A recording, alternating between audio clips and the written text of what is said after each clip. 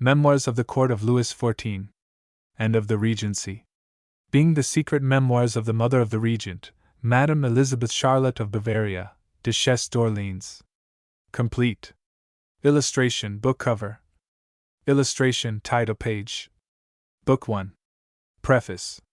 The Duchesse d'Orléans, commonly though incorrectly styled the Princess of Bavaria, was known to have maintained a very extensive correspondence with her relations and friends in different parts of Europe.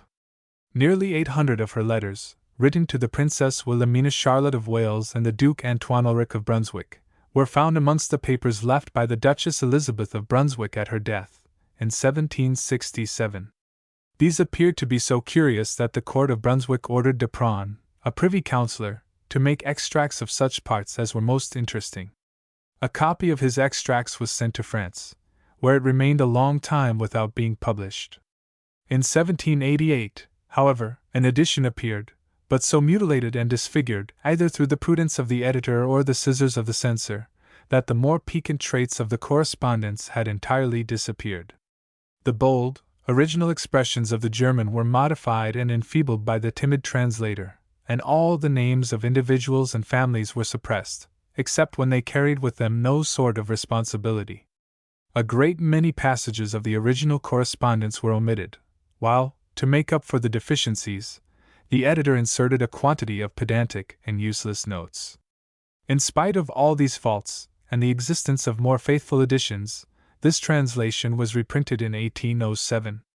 The existence of any other edition being unknown to its editor, it differed in nothing from the preceding, except that the dates of some of the letters were suppressed, a part of the notes cut out, and some passages added from the Memoirs of Saint Simon, together with a life, or rather panegyric, of the princess, which bore no slight resemblance to a village homily. A copy of the extracts made by M. Dupron fell by some chance into the hands of Count de Velthium, under whose direction they were published at Strasbourg, in 1789, with no other alterations than the correction of the obsolete and vicious orthography of the princess.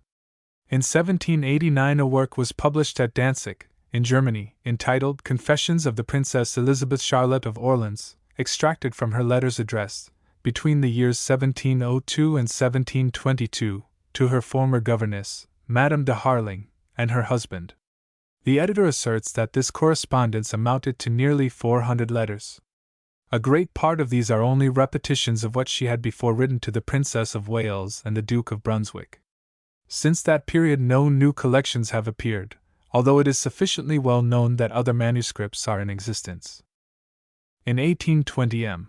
Schutz published at Leipzig the life and character of Elizabeth Charlotte, Duchesse d'Orléans, with an extract of the more remarkable parts of her correspondence. This is made up of the two German editions of 1789 and 1791, but the editor adopted a new arrangement, and suppressed such of the dates and facts as he considered useless. His suppressions, however, were not very judicious. Without dates one is at a loss to know to what epoch the facts related by the princess ought to be referred, and the French proper names are as incorrect as in the edition of Strasbourg. Feeling much surprised that in France there should have been no more authentic edition of the correspondence of the Regent Mother than the miserable translation of 1788 and 1807, we have set about rendering a service to the history of French manners by a new and more faithful edition. The present is a translation of the Strasbourg edition, arranged in a more appropriate order, with the addition of such other passages as were contained in the German collections. The dates have been inserted wherever they appeared necessary, and notes have been added wherever the text required explanation, or where we wished to compare the assertions of the princess with other testimonies. The princess, in the salons of the Palais Royal, wrote in a style not very unlike that which might be expected in the present day from the tenants of its garrets. A more complete biography than any which has hitherto been drawn up is likewise added to the present edition.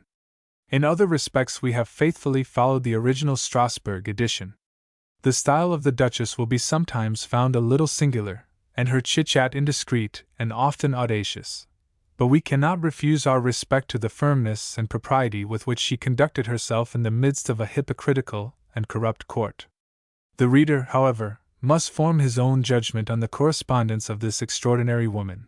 Our business is, not to excite a prejudice in favor of or against her, but merely to present him with a faithful copy of her letters. Some doubts were expressed about the authenticity of the correspondence when the mutilated edition of 1788 appeared, but these have long since subsided, and its genuineness is no longer questioned. Table of Contents Book 1. Preface: Elizabeth Charlotte, Duchesse d'Orléans, Louis XIV, Mademoiselle de Fontanges, Madame de la Valliere, Madame de Montespan, Madame de Maintenon, the Queen Consort of Louis XIV. Book 2. Philippe I, Duc d'Orléans, Philippe II, Duc d'Orléans, Regent of France, the affairs of the Regency, the Duchesse d'Orléans, consort of the Regent, the Dauphine, Princess of Bavaria. Adelaide of Savoy, the second Dauphin, the first Dauphin, the Duke of Burgundy, the second Dauphin, Petite Madame. Book 3. Henrietta of England, Monsieur's first consort, the Duc de Berry, the Duchesse de Berry, Mademoiselle d'Orléans, Louise Adelaide de Chartres, Mademoiselle de Valois, consort of the Prince of Modena, the illegitimate children of the Regent, Duc d'Orléans, the Chevalier de Lorraine, Philip V, King of Spain, the Duchess, consort of the Duc de Bourbon, the younger Duchess, Duc Louis de Bourbon, François Louis, Prince de Conti la Grande, Princess de Conti, the Princess Palatine, consort of Prince François, Louis de Conti, the Princess de Conti, Louise Elizabeth, consort of Louis Armand, Prince de Conti, the Abbé du Bois, Mr. Law. Book 4. Victor Amadeus II, the Grand Duchess, consort of Cosimo II, of Florence, the Duchesse de Lorraine, Elizabeth Charlotte d'Orléans, the Duc du Maine, the Duchesse du Maine, Louvois, Louis XV. Anecdotes and historical particulars of various persons, explanatory notes, secret court memoirs. Madame Elizabeth Charlotte of Bavaria, Duchesse d'Orléans. Illustration: Duchesse d'Orléans and her children, 116. Section 1. If my father had loved me as well as I loved him, he would never have sent me into a country so dangerous as this, to which I came through pure obedience, and against my own inclination. Here duplicity passes for wit, and frankness is looked upon as folly. I am neither cunning nor mysterious. I am often told I lead too monotonous a life, and am asked why I do not take a part in certain affairs. This is frankly the reason: I am old, I stand more in need of repose than of agitation, and I will begin nothing that I cannot easily finish. I have never learned to govern, I am not conversant with politics, nor with state affairs, and I am now too far advanced in years to learn things so difficult. My son, I thank God, has sense enough, and can direct these things without me. Besides, I should excite too much the jealousy of his wife, Marie Françoise de Bourbon, the legitimate daughter of Louis XIV, and of Madame de Montespan, Duchesse d'Orléans, and his eldest daughter, Marie-Louise Elizabeth d'Orléans, married on the 17th of July 1710, to Charles of France, Duc de Berry, whom he loves better than me. Eternal quarrels would ensue, which would not at all suit my views. I have been tormented enough, but I have always forborne, and have endeavored to set a proper example to my son's wife and his daughter, for this kingdom has long had the misfortune to be too much governed by women, young and old. It is high time that men should now assume the sway, and this is the reason which has determined me not to intermeddle. In England, perhaps, women may reign without inconvenience. In France, men alone should do so, in order that things may go on well. Why should I torment myself by day and by night? I seek only peace and repose. All that were mine are dead. For whom should I care? My time is past. I must try to live smoothly that I may die tranquilly, and in great public affairs it is difficult, indeed, to preserve one's conscience spotless. I was born at Heidelberg, 1652, in the 7th month. I am unquestionably very ugly. I have no features. My eyes are small, my nose is short and thick, my lips long and flat. These do not constitute much of a physiognomy. I have great hanging cheeks and a large face. My stature is short and stout. My body and my thighs, too, are short, and upon the whole, I am truly a very ugly little object. If I had not a good heart, no one could endure me. To know whether my eyes give tokens of my possessing wit, they must be examined with a microscope, or it will be difficult to judge. Hands more ugly than mine are not perhaps to be found on the whole globe. The king has often told me so, and has made me laugh at it heartily, for, not being able to flatter even myself that I possessed any one thing which could be called pretty, I resolved to be the first to laugh at my own ugliness. This has succeeded as well as I could have wished, and I must confess that I have seldom been at a loss for something to laugh at. I am naturally somewhat melancholy. When anything happens to afflict me, my left side swells up as if it were filled with water. I am not good at lying in bed. As soon as I awake I must get up. I seldom breakfast, and then only on bread and butter. I take neither chocolate, nor coffee, nor tea, not being able to endure those foreign drugs. I am German in all my habits, and like nothing in eating or drinking which is not conformable to our old customs. I eat no soup but such as I can take with milk, wine, or beer. I cannot bear broth. Whenever I eat anything of which it forms a part, I fall sick instantly, my body swells, and I am tormented with colics. When I take broth alone, I am compelled to vomit, even to blood, and nothing can restore the tone to my stomach but ham and sausages.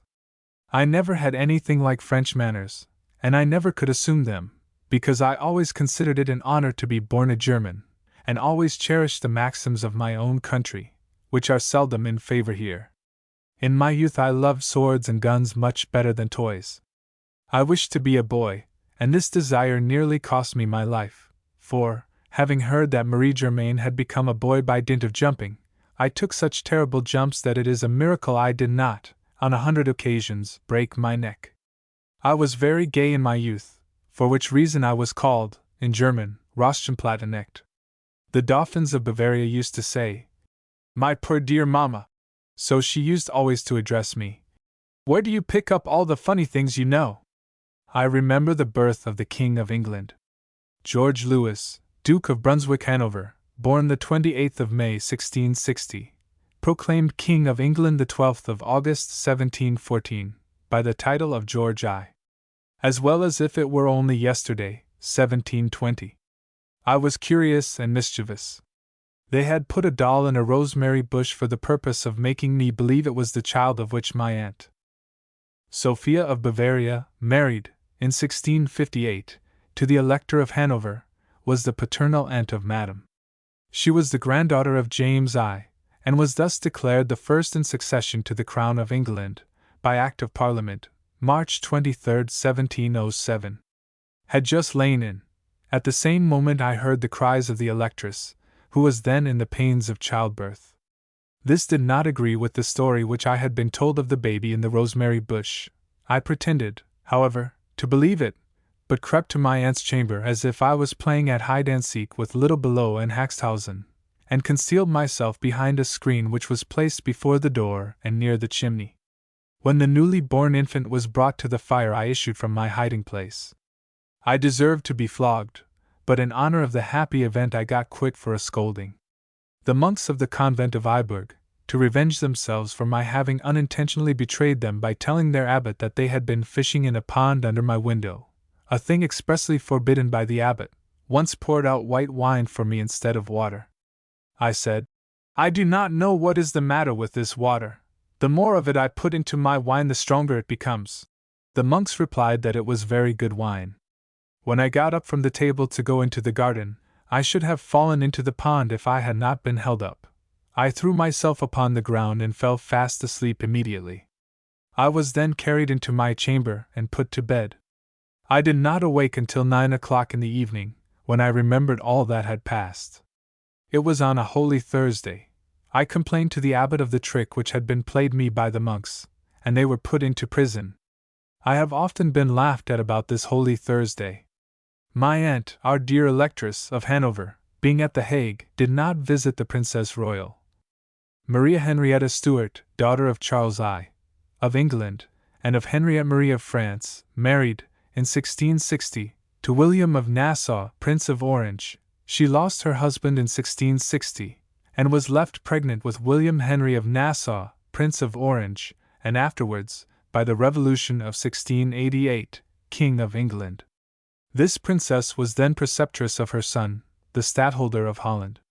But the Queen of Bohemia, Elizabeth Stuart, daughter of James I, of England, widow of Frederick V, Duke of Bavaria, Count Palatine of the Rhine, King of Bohemia until the year 1621, mother of the Duchess of Hanover, did, and took me with her. Before I set out, my aunt said to me, "Lisette, now take care not to behave as you do in general, and do not wander away so that you cannot be found. Follow the Queen step by step, so that she may not have to wait for you." I replied, "Oh, aunt, you shall hear how well I will behave myself." When we arrived at the Princess Royal's, whom I did not know, I saw her son, whom I had often played with. After having gazed for a long time at his mother without knowing who she was, I went back to see if I could find any one to tell me what was this lady's name. Seeing only the Prince of Orange, I accosted him thus: "Pray tell me who is that woman with so tremendous a nose?" He laughed and answered, "That is the Princess Royal, my mother." I was quite stupefied. That I might compose myself, Mademoiselle Hay took me with the prince into the princess's bedchamber, where we played at all sorts of games. I had told them to call me when the Queen should be ready to go, and we were rolling upon a Turkey carpet when I was summoned. I arose in great haste and ran into the hall. The Queen was already in the antechamber. Without losing a moment, I seized the robe of the Princess Royal, and making her a low curtsy, at the same moment I placed myself directly before her, and followed the Queen step by step to her carriage. Everybody was laughing, but I had no notion of what it was at. When we returned home, the Queen went to find my aunt, and seating herself upon the bed, burst into a loud laugh. "Lisette," said she, "has made a delightful visit." And then she told all that I had done, which made the Electress laugh even more than the Queen. She called me to her and said, "Lisette, you have done right. You have revenged us well for the haughtiness of the princess. My brother would have had me marry the Margrave of Durlach, but I had no inclination towards him because he was affected, which I never could bear. He knew very well that I was not compelled to refuse him, for he was married long before they thought of marrying me to Monsieur. Still he thought fit to send to me a doctor of Durlach, for the purpose of asking me whether he ought to obey his father and marry the Princess of Holstein. I replied that he could not do better than to obey his father, that he had promised me nothing, nor had I pledged myself to him, but that, nevertheless, I was obliged to him for the conduct he had thought fit to adopt. This is all that passed between us. Once they wanted to give me to the Duke of Courland. It was my Aunt de Hervid who wished to make that match. He was in love with Marianne, the daughter of Duke Ulrich of Württemberg, but his father and mother would not allow him to marry her because they had fixed their eyes on me. When, however, he came back from France on his way home, I made such an impression on him that he would not hear of marriage, and requested permission to join the army. I once received a very sharp scolding in a short journey from Mannheim to Heidelberg. I was in the carriage with my late father, who had with him an envoy from the Emperor, the Count of Königsegg. At this time I was as thin and light as I am now fat and heavy.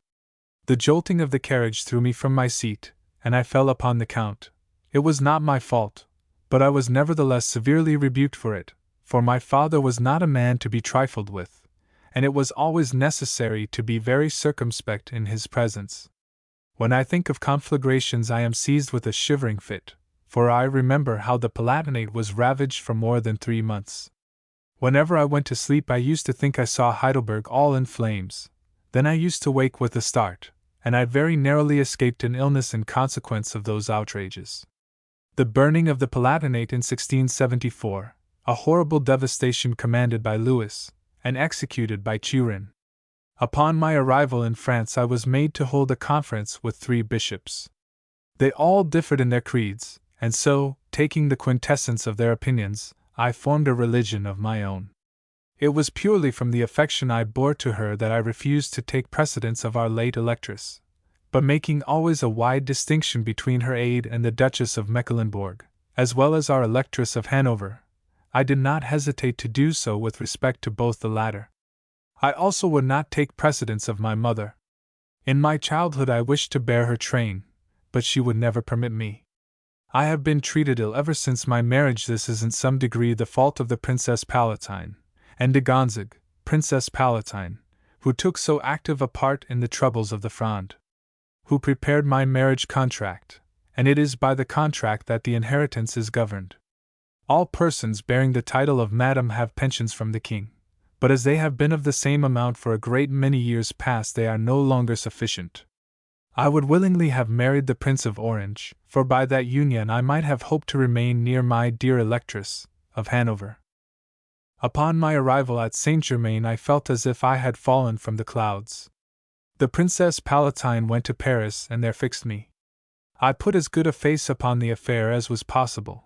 I saw very well that I did not please my husband much, and indeed that could not be wondered at, considering my ugliness. However, I resolved to conduct myself in such a manner towards Monsieur that he should become accustomed to me by my attentions, and eventually should be enabled to endure me. Immediately upon my arrival, the king came to see me at the Chateau Neuf, where Monsieur and I lived. He brought with him the Dauphin, who was then a child of about 10 years old. As soon as I had finished my toilette, the king returned to the old chateau, where he received me in the guards' hall, and led me to the queen, whispering at the same time, "Do not be frightened, madam. She will be more afraid of you than you of her." The king felt so much the embarrassment of my situation that he would not quit me. He sat by my side, and whenever it was necessary for me to rise, that is to say, whenever a duke or a prince entered the apartment, he gave me a gentle push in the side without being perceived. According to the custom of Paris, when a marriage is made, all property is in common, but the husband has the entire control over it. That only which has been brought by way of dowry is taken into the account. For this reason I never knew how much my husband received with me. After his death, when I expected to gain my cause at Rome and to receive some money, the disagreeable old Maintenon asked me in the king's name to promise that if I gained the cause I would immediately cede the half of the property to my son, and in case of refusal I was menaced with the king's displeasure. I laughed at this, and replied that I did not know why they threatened me, for that my son was in the course of nature my heir, but that it was at least just that he should stay until my death before he took possession of my property, and that I knew the king was too equitable to require of me anything but what was consistent with justice. I soon afterwards received the news of the loss of my cause, and I was not sorry for it, on account of the circumstance I have just related. When the Abbé de Tesse had convinced the Pope that his people had decided without having read our papers, and that they had accepted 50,000 crowns from the Grand Duke to pronounce against me, he began weeping, and said, "Am I not an unhappy man to be obliged to trust such persons?" This will show what sort of a character the Pope was. When I arrived in France I had only an allowance of 100 louis d'or for my pocket money, and this money was always consumed in advance. After my mother's death, when my husband received money from the Palatinate, he increased this allowance to 200 louis, and once, when I was in his good graces, he gave me 1,000 louis. Besides this, the king had given me annually 1,000 louis up to the year before the marriage of my son. That supported me, but as I would not consent to the marriage I was deprived of this sum, and it has never been restored to me. On my first journey to Fontainebleau, the king would have given me 2,000 pistoles, but that Monsieur begged him to keep half of them for Madame, afterwards the Queen of Spain. Marie-Louise d'Orléans, born in 1662, married, in 1679, to Charles IL, King of Spain. I cared very little about it, and nevertheless, went to Fontainebleau, where I lost all my money at Hoca. Monsieur told me, for the purpose of vexing me, of the good office he had done me with the king.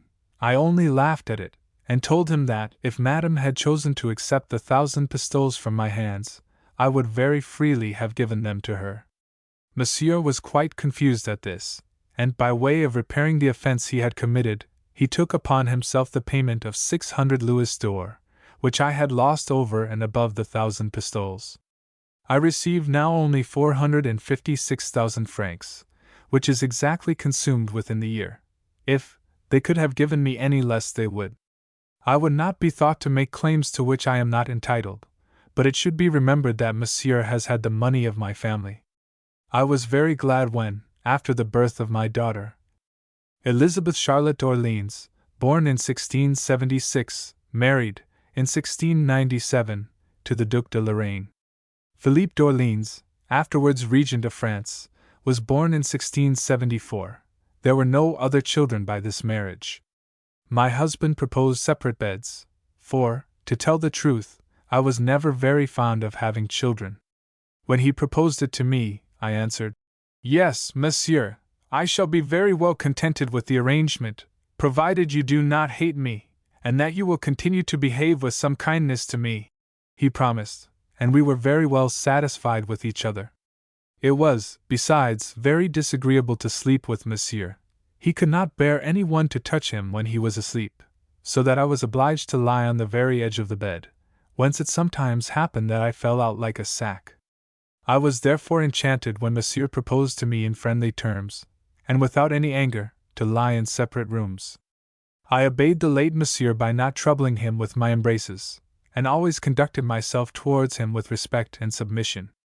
He was a good sort of man, notwithstanding his weaknesses, which, indeed, oftener excited my pity than my anger.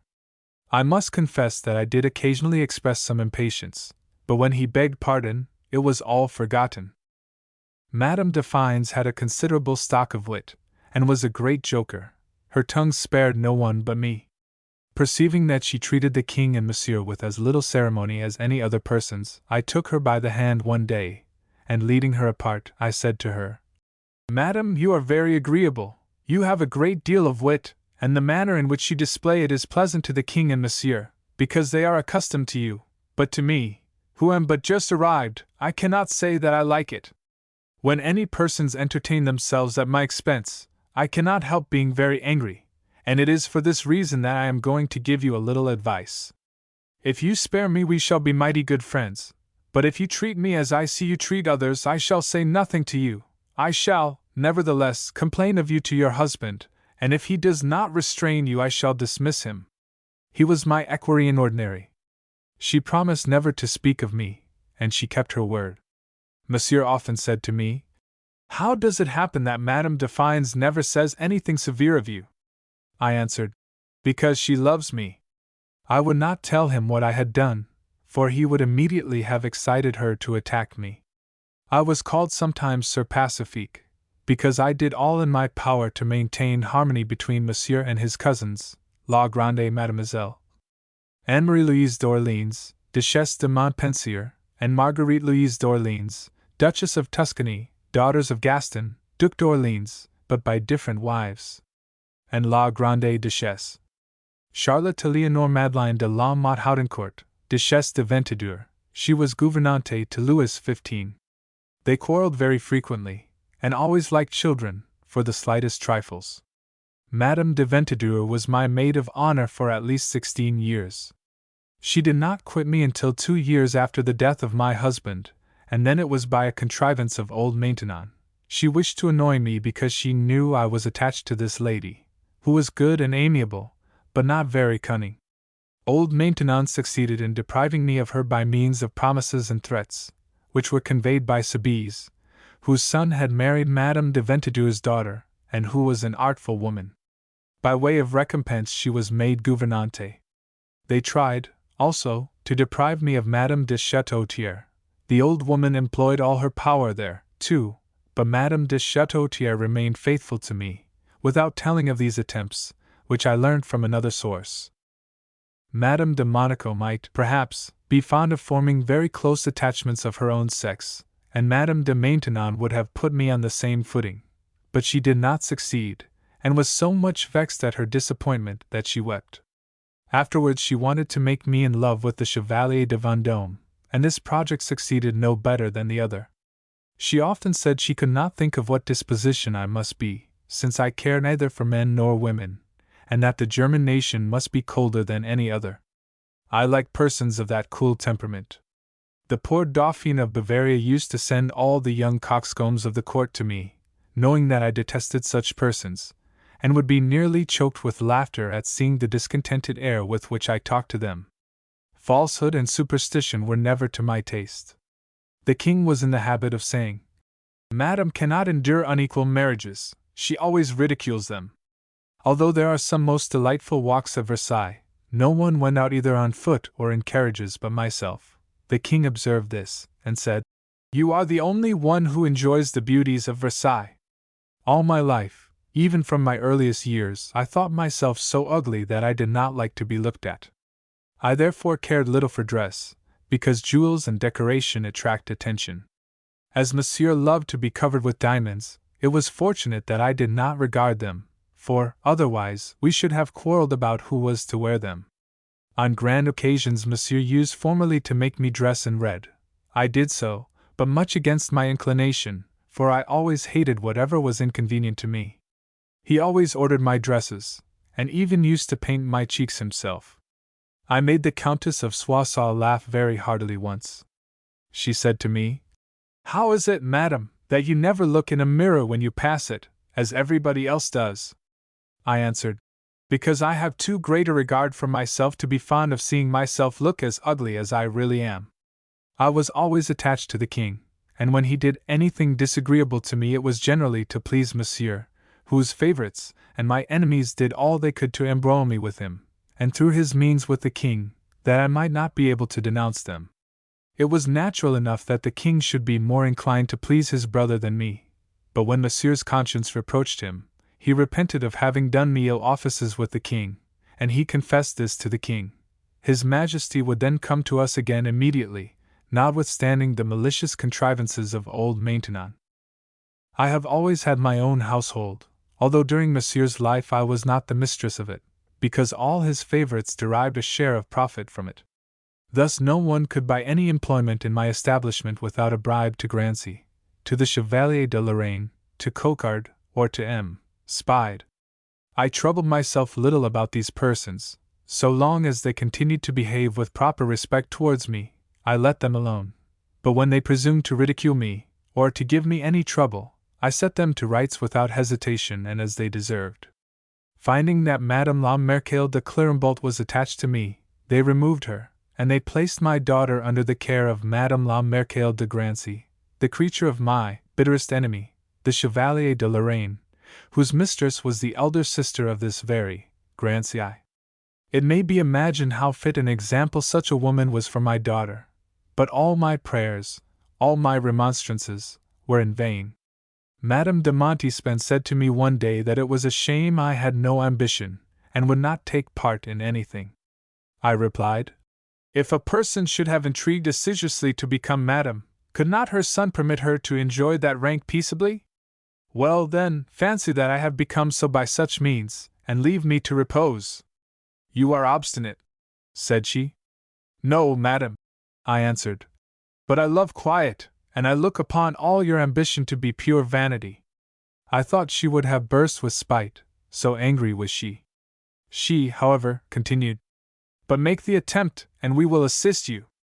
"No," I replied, "madam, when I think that you, who have 100 times more wit than I, have not been able to maintain your consequence in that court which you love so much, what hope can I, a poor foreigner, have of succeeding, who know nothing of intrigue, and like it as little?"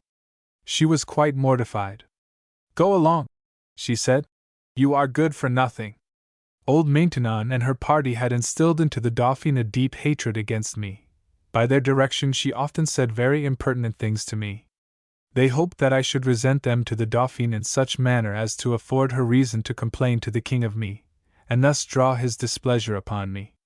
But as I knew the tricks of the old woman and her coterie, I resolved not to give them that satisfaction. I only laughed at the disobliging manner in which they treated me, and I gave them to understand that I thought the ill behavior of the Dauphin was but a trick of her childhood, which she would correct as she grew older. When I spoke to her she made me no reply, and laughed at me with the ladies attendant upon her. "Ladies," she once said to them, "amuse me, I am tired," and at the same time looked at me disdainfully. I only smiled at her, as if her behavior had no effect upon me. I said, however, to old Maintenon, in a careless tone, "Madame la Dauphine receives me ungraciously. I do not intend to quarrel with her, but if she should become too rude I shall ask the king if he approves of her behavior." The old woman was alarmed, because she knew very well that the king had enjoined the Dauphin always to behave politely to me. She begged me immediately not to say a word to the king, assuring me that I should soon see the Dauphin's behavior changed, and indeed, from that time, the Dauphin altered her conduct, and lived upon much better terms with me.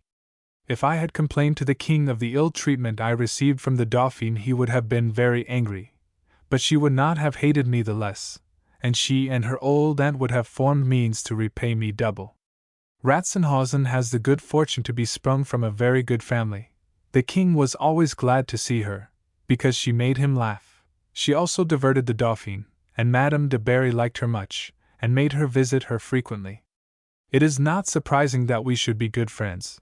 We have been so since our infancy, for I was not 9 years old when I first became acquainted with her. Of all the old women I know, there is not one who keeps up her gaiety like Liner. I often visited Madame de Maintenon, and did all in my power to gain her affections, but could never succeed. The Queen of Sicily asked me one day if I did not go out with the king in his carriage, as when she was with us. I replied to her by some verses from Racine's Phaedra. Madame de Torcy told this again to old Maintenon, as if it applied to her, which indeed it did, and the king was obliged to look coldly on me for some time. During the last 3 years of his life I had entirely gained my husband to myself, so that he laughed at his own weaknesses, and was no longer displeased at being joked with. I had suffered dreadfully before, but from this period he confided in me entirely, and always took my part. By his death I saw the result of the care and pains of 30 years vanish. After Monsieur's decease, the king sent to ask me whither I wished to retire, whether to a convent in Paris, or to Maubuisson, or elsewhere. I replied that as I had the honor to be of the royal house I could not live but where the king was, and that I intended to go directly to Versailles. The king was pleased at this, and came to see me. He somewhat mortified me by saying that he sent to ask me whither I wished to go because he had not imagined that I should choose to stay where he was.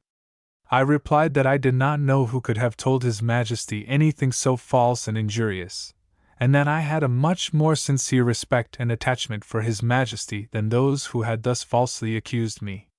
The king then dismissed all the persons present, and we had a long explanation, in the course of which the king told me I hated Madame de Maintenon. I confessed that I did hate her, but only through my attachment for him, and because she did me wrong to His Majesty. Nevertheless, I added that, if it were agreeable to him that I should be reconciled to her, I was ready to become so. The good lady was not prepared for this, or she would not have suffered the king to come to me. He was, however, so satisfied that he remained favorable to me up to his last hour. He made old Maintenon come, and said to her, "Madame is willing to make friends with you." He then caused us to embrace, and there the scene ended. He required her also to live upon good terms with me, which she did in appearance, but secretly played me all sorts of tricks. It was at this time a matter of indifference to me whether I went to live at Montargis or not, but I would not have the appearance of doing so in consequence of any disgrace, and as if I had committed some offense for which I was driven from the court. I had reason to fear, besides, that at the end of 2 days' journey I might be left to die of hunger, and to avoid this risk I chose rather to be reconciled to the king. As to going into a convent, I never once thought of it, although it was that which old Maintenon most desired. The castle of Montargis is my jointure. At Orléans there is no house. St. Cloud is not a part of the hereditary property, but was bought by Monsieur with his own money. Therefore my jointure produces nothing. All that I have to live on comes from the king and my son. At the commencement of my widowhood I was left unpaid, and there was an arrear of 300,000 francs due to me, which were not paid until after the death of Louis XIV. What, then, would have become of me if I had chosen to retire to Montargis? My household expenses amounted annually to 298,758 livres. Although Monsieur received considerable wealth with me, I was obliged, after his death, to give up to my son the jewels, movables, pictures, in short, all that had come from my family. Otherwise I should not have had enough to live according to my rank and to keep up my establishment, which is large. In my opinion, to do this is much better than to wear diamonds. My income is not more than 456,000 livres, and yet, if it please God, I will not leave a farthing of debt. My son has just made me more rich by adding 150,000 livres to my pension, 1719. The cause of almost all the evil which prevails here is the passion of women for play. I have often been told to my face, "You are good for nothing, you do not like play." If by my influence I can serve any unfortunate persons with the different branches of the government, I always do so willingly. In case of success I rejoice. In a less fortunate event I console myself by the belief that it was not the will of God. After the king's death I repaired to St. Cyr to pay a visit to Madame de Maintenon. On my entering the room she said to me, "Madam, what do you come here for?" I replied, "I come to mingle my tears with those of her whom the king I so much deplore loved most. That is yourself, madam." "Yes, indeed," she said. "He loved me well, but he loved you, also." I replied, "He did me the honor to say that he would always distinguish me by his friendship, although everything was done to make him hate me." I wished thus to let her understand that I was quite aware of her conduct, but that, being a Christian, I could pardon my enemies. If she possessed any sensibility, she must have felt some pain at thus receiving the forgiveness of one whom she had incessantly persecuted. The affair of L'Aube is only a small part of what I have suffered here. I have now no circle, for ladies a tabaret, ladies having the privilege of seats upon small stools in the presence, seldom come to me, not liking to appear but in full dress. I begged them to be present as usual at an audience, which I was to give to the ambassador of Malta, but not one of them came. When the late Monsieur and the king were alive, they were more assiduous. They were not then so much accustomed to full dresses, and when they did not come in sufficient numbers, Monsieur threatened to tell the king of it. But this is enough, as M. Bierman said, after having preached 4 hours together. Section 2. Louis XIV. Illustration: Louis XIV. When the king pleased, he could be one of the most agreeable and amiable men in the world, but it was first necessary that he should be intimately acquainted with persons. He used to joke in a very comical and amusing manner. The king, though by no means perfect, possessed some great and many fine qualities, and by no means deserved to be defamed and despised by his subjects after his death. While he lived he was flattered, even to idolatry. He was so much tormented on my account that I could not have wondered if he had hated me most cordially. However, he did not, but, on the contrary, he discovered that all which was said against me sprang from malice and jealousy. If he had not been so unfortunate as to fall into the hands of 2 of the worst women in the world, Montespan, and that old Maintenon, who was even worse than the other, he would have been one of the best kings that ever lived, for all the evil that he ever did proceeded from those 2 women, and not from himself. Although I approved of many things he did, I could not agree with him when he maintained that it was vulgar to love one's relations. Montespan had instilled this into him, in order that she might get rid of all his legitimate blood connections, and might suffer none about him but her bastards. She had even carried matters so far as to seek to confine the royal favor to her offspring or her creatures. Our king loved the chase passionately, particularly hawking and stag hunting. One day all the world came to Marly to offer their compliments of condolence. Louis XIV, to get rid of the ceremony, ordered that no harangues should be made, but that all the court should enter without distinction and together at one door, and go out by the other. Among them came the Bishop of Gap, in a sort of dancing step, weeping large, hot tears, and smiling at the same moment, which gave to his face the most grotesque appearance imaginable. Madame the Dauphine and I were the first who could not restrain ourselves, then the Dauphin and the Duc de Berry, and at last the king, and everybody who was in the chamber burst out into loud laughter. The king, it must be allowed, gave occasion to great scandal on account of his mistresses, but then he very sincerely repented of these offenses. He had good natural wit, but was extremely ignorant, and was so much ashamed of it that it became the fashion for his courtiers to turn learned men into ridicule. Louis XIV could not endure to hear politics talked. He was what they call in this country, franc du collier. At Marly he did not wish the slightest ceremony to prevail. Neither ambassadors nor other envoys were ever permitted to come here. He never gave audience. There was no etiquette, and the people went about pêle-mêle. Out of doors the king made all the men wear their hats, and in the drawing-room, everybody, even to the captains, lieutenants, and sub-lieutenants of the foot guards, were permitted to be seated. This custom so disgusted me with the drawing-room that I never went to it. The king used to take off his hat to women of all descriptions, even the common peasants. When he liked people he would tell them everything he had heard, and for this reason it was always dangerous to talk to him of that old Maintenon. Although he loved flattery, he was very often ready to ridicule it. Monty Span and the old woman had spoiled him and hardened his heart against his relations, for he was naturally of a very affectionate disposition. Louis XIV, as well as all the rest of his family, with the exception of my son, hated reading. Neither the king nor Monsieur had been taught anything. They scarcely knew how to read and write.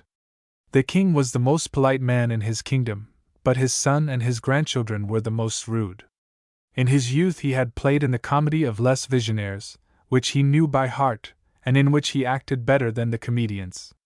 He did not know a note of music, but his ear was so correct that he could play in a masterly style on the guitar, and execute whatever he chose. It is not astonishing that the king and Monsieur were brought up in ignorance. The Cardinal, Mazarin, wished to reign absolutely. If the princes had been better instructed, he would neither have been trusted nor employed, and this it was his object to prevent, hoping that he should live much longer than he did. The Queen Mother found all that the Cardinal did perfectly right, and besides, it suited her purpose that he should be indispensable. It is almost a miracle that the king should have become what he afterwards was. I never saw the king beat but 2 men, and they both well deserved it. The first was a valet, who would not let him enter the garden during one of his own fêtes. The other was a pickpocket, whom the king saw emptying the pocket of M. de Villars. Louis XIV, who was on horseback, rode towards the thief and struck him with his cane. The rascal cried out, "Murder! I shall be killed!" which made us all laugh, and the king laughed also. He had the thief taken, and made him give up the purse, but he did not have him hanged. The Duchesse de Schomberg was a good deal laughed at because she asked the king 100 questions, which is not the fashion here. The king was not well pleased to be talked to, but he never laughed in anyone's face. When Louvois proposed to the king for the first time that he should appoint Madame de Fresnoy, his mistress, a lady of the queen's bedchamber, his majesty replied, "Would you, then, have them laugh at both of us?" Louvois, however, persisted so earnestly in his request that the king at length granted it. The court of France was extremely agreeable until the king had the misfortune to marry that old Maintenon. She withdrew him from company, filled him with ridiculous scruples respecting plays, and told him that he ought not to see excommunicated persons. In consequence of this she had a small theatre erected in her own apartments, where plays were acted twice a week before the king, instead of the dismissed comedians. These dismissed comedians had, as appears by the edition of 1788, renounced their profession, and had been admitted to the communion. After that, Madame de Maintenon no longer saw any sin in them.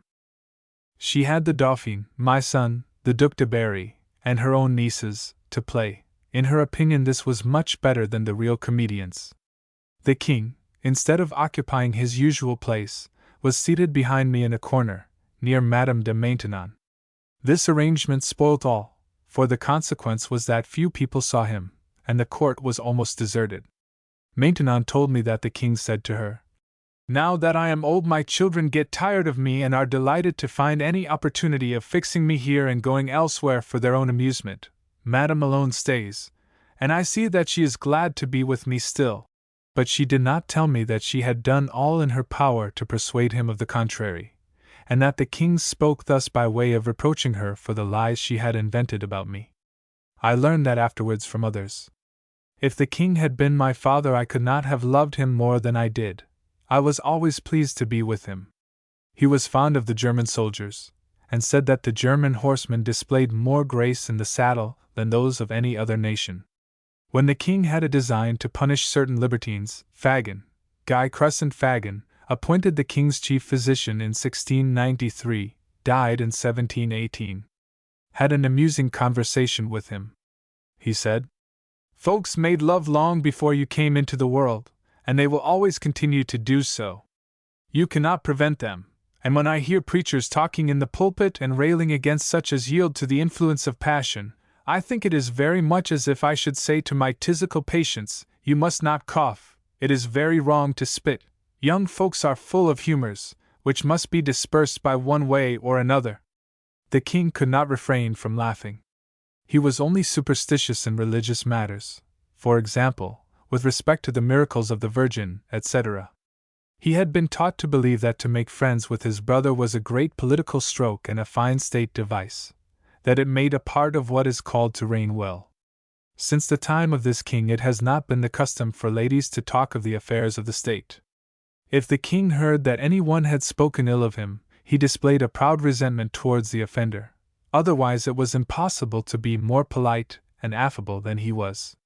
His conversation was pleasing in a high degree. He had the skill of giving an agreeable turn to everything. His manner of talking was natural, without the least affectation, amiable and obliging. Although he had not so much courage as Monsieur, he was still no coward. His brother said that he had always behaved well in occasions of danger, but his chief fault lay in being soon tired of war, and wishing to return home. From the time of his becoming so outrageously devout, all amusements were suspended for 3 weeks, at Easter, and before, they were only discontinued a fortnight. The king had a peculiarity of disposition which led him easily to behave harshly to persons who were disagreeable to such as he loved. It was thus that La Valliere was so ill-treated at the instigation of Montespan. He was much amused with the Comte de Grammont, Philibert, Comte de Grammont, St. Evermond's hero, and so well known by means of the Memoirs of Count Antoine Hamilton, his brother-in-law, who was very pleasant. He loaded him with proofs of his kindness, and invited him to join in all the excursions to Marly, a decided mark of great favor. The king frequently complained that in his youth he had not been allowed to converse with people generally, but it was the fault of his natural temper, for Monsieur, who had been brought up with him, used to talk to everybody. Louis XIV used to say, laughingly, to Monsieur that his eternal chattering had put him out of conceit with talking. Ah, mon Dieu! He would say, must I, to please everybody, say as many silly things as my brother? In general, they would not have been taken for brothers. The king was a large man, and my husband a small one. The latter had very effeminate inclinations. He loved dress, was very careful of his complexion, and took great interest in feminine employments and in ceremonies. The king, on the contrary, cared little about dress, loved the chase and shooting, was fond of talking of war, and had all manly tastes and habits. Monsieur behaved well in battle, but never talked of it. He loved women as companions, and was pleased to be with them. The king loved to see them somewhat nearer, and not entirely en honneur, as Monsieur did. Madame is not a good authority on this point. The memoirs of the time will show either that she cannot have known or must have wilfully concealed the intrigues of various kinds in which her husband was engaged. They nevertheless loved one another much, and it was very interesting to see them together. They joked each other sensibly and pleasantly, and without ever quarreling. I was never more amused than in a journey which I took with the king to Flanders. The Queen and the Dauphin were then alive. As soon as we reached a city, each of us retired to our own quarters for a short time, and afterwards we went to the theatre, which was commonly so bad that we were ready to die with laughing. Among others, I remember that at Dunkirk we saw a company playing Mithridates. In speaking to Monimia, Mithridates said something which I forget, but which was very absurd. He turned round immediately to the Dauphin and said, I very humbly beg pardon, madam, I assure you it was a slip of the tongue. The laugh which followed this apology may be imagined, but it became still greater when the Prince of Conti, Louis Armand de Bourbon, Prince de Conti, married in 1780 to Marianne, commonly called Mademoiselle de Blois, one of the legitimated daughters of Louis XIV, by Madame de la Valliere. She was called at court La Grande Princesse, on account of her beauty and her stature. The husband of La Grande Princesse, who was sitting above the orchestra, in a fit of laughing, fell into it. He tried to save himself by the cord, and in doing so, pulled down the curtain over the lamps, set it on fire, and burned a great hole in it. The flames were soon extinguished, and the actors, as if they were perfectly indifferent, or unconscious of the accident, continued to play on, although we could only see them through the hole. When there was no play, we took airings and had collations. In short, every day brought something new. After the king's supper we went to see magnificent artificial fireworks given by the cities of Flanders. Everybody was gay, the court was in perfect unanimity, and no one thought of anything but to laugh and seek amusement. If the king had known the Duchess of Hanover, he would not have been displeased at her calling him Monsieur. As she was a sovereign princess, he thought it was through pride that she would not call him Sire, and this mortified him excessively, for he was very sensitive on such subjects. One day, before Roquelaure was made a duke, he was out when it rained violently, and he ordered his coachman to drive to the Louvre, where the entrance was permitted to none but ambassadors, princes, and dukes. When his carriage arrived at the gate, they asked who it was. "A duke," replied he. "What duke?" repeated the sentinel. "The Duc d'Epernon," said he. "Which of them?" "The one who died last." And upon this they let him enter. Fearing afterwards that he might get into a scrape about it, he went directly to the king. "Sire," said he, "it rains so hard that I came in my coach even to the foot of your staircase." The king was displeased. "What fool let you enter?" he asked. "A greater fool than your majesty can imagine," replied Roquelaure, "for he admitted me in the name of the Duc d'Epernon who died last." This ended the king's anger, and made him laugh very heartily. So great a fear of hell had been instilled into the king that he not only thought everybody who did not profess the faith of the Jesuits would be damned, but he even thought he was in some danger himself by speaking to such persons. If anyone was to be ruined with the king, it was only necessary to say, "He is a Huguenot or a Jansenist," and his business was immediately settled. My son was about to take into his service a gentleman whose mother was a professed Jansenist. The Jesuits, by way of embroiling my son with the king, represented that he was about to engage a Jansenist on his establishment. The king immediately sent for him and said, "How is this, nephew? I understand you think of employing a Jansenist in your service." "Oh, no," replied my son, laughing. "I can assure your majesty that he is not a Jansenist, and I even doubt whether he believes in the existence of a god." "Oh, well then," said the king, "if that be the case, and you are sure that he is no Jansenist, you may take him.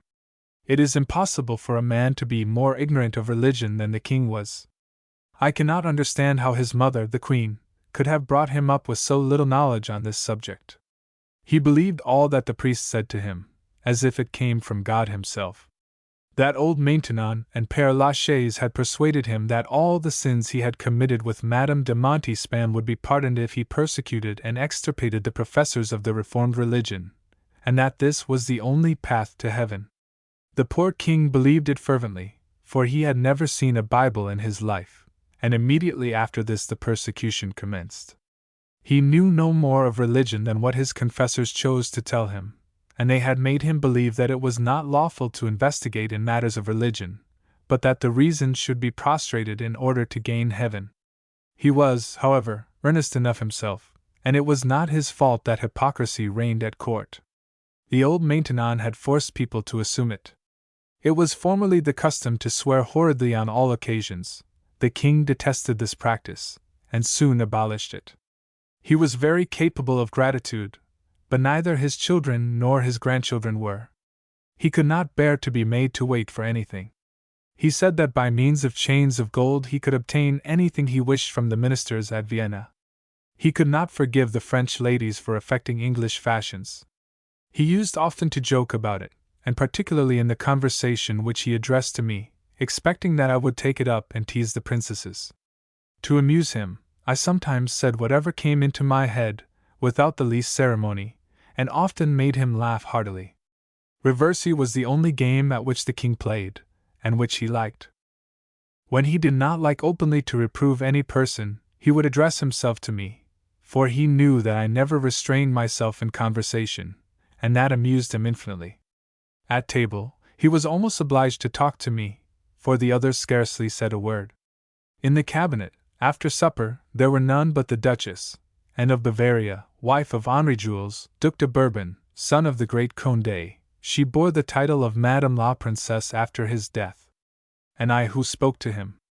I do not know whether the Dauphin used to converse with the king in the cabinets, for while she was alive I was never permitted to enter them, thanks to Madame de Maintenon's interference. The Dauphin objected to it. The king would willingly have had it so, but he dare not assert his will for fear of displeasing the Dauphin and the old woman. I was not therefore suffered to enter until after the death of the Dauphin, and then only because the king wished to have someone who would talk to him in the evening, to dissipate his melancholy thoughts, in which I did my best. He was dissatisfied with his daughters on both sides, who, instead of trying to console him in his grief, thought only of amusing themselves, and the good king might often have remained alone the whole evening if I had not visited his cabinet. He was very sensible of this, and said to Maintenon, "Madame is the only one who does not abandon me." Louis XIV spoiled the Jesuits. He thought whatever came from them must be admirable, whether it was right or wrong. The king did not like living in town. He was convinced that the people did not love him, and that there was no security for him among them. Maintenon had him, besides, more under her sway at Versailles than at Paris, where there was certainly no security for her.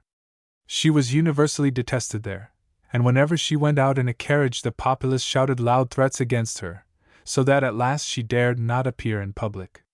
At first the king was in the habit of dining with Madame de Montespan and his children, and then no person went to visit him but the Dauphin and Monsieur. When Montespan was dismissed, the king had all his illegitimate children in his cabinet. This continued until the arrival of the last Dauphin. She intruded herself among the bastards to their great affliction.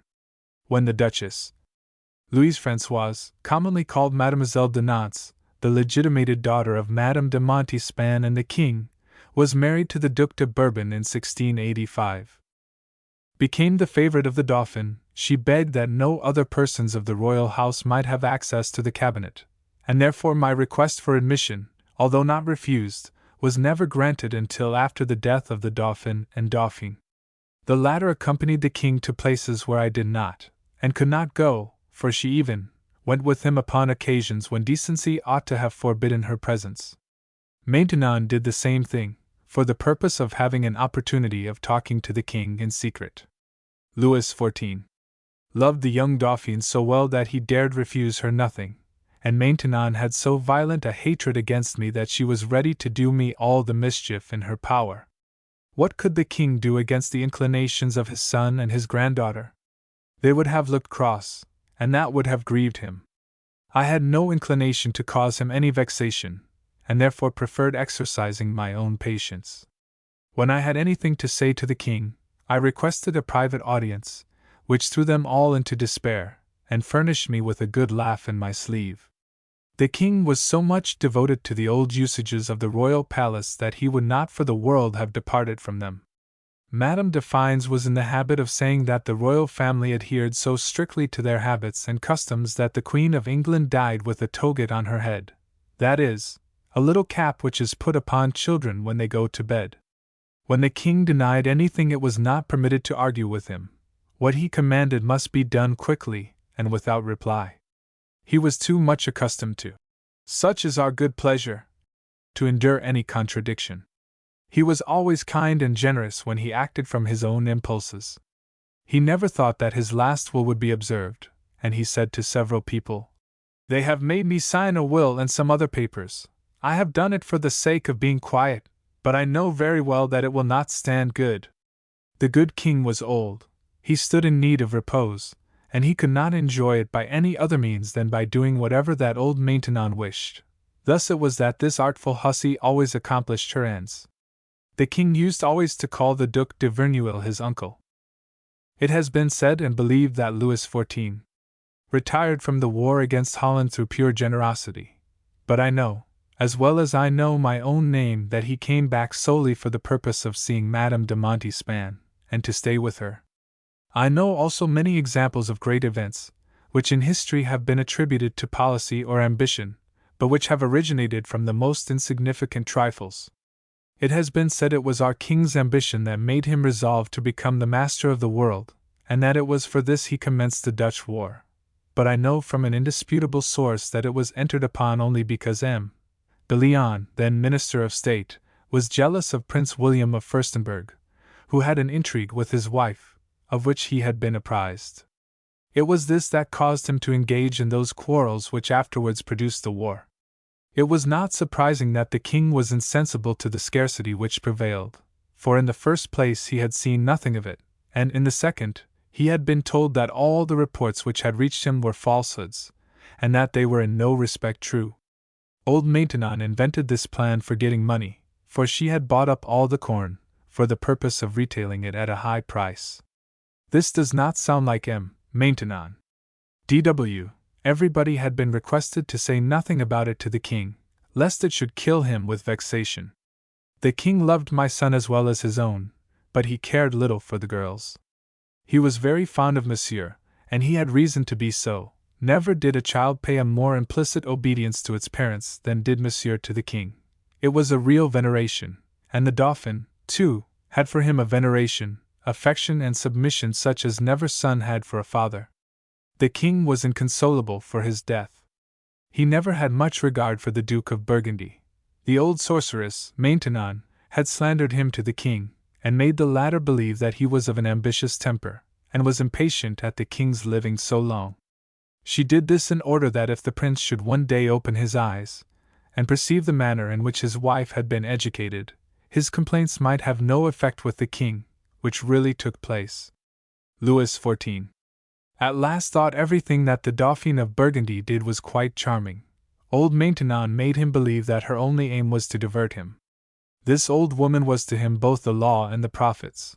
All that she approved was good, and what she condemned was bad, no matter how estimable it really was. The most innocent actions of the first Dauphin were represented as crimes, and all the impertinences of the second were admired. A person who had been for many years in immediate attendance upon the king, who had been engaged with him every evening at Maintenon's, and who must consequently have heard everything that was said, is one of my very good friends, and he has told me that although while the old lady was living he dare not say a word, yet, she being dead, he was at liberty to tell me that the king had always professed a real friendship for me. This person has often heard with his own ears Maintenon teasing the king, and speaking ill of me for the purpose of rendering me hateful in his eyes, but the king always took my part.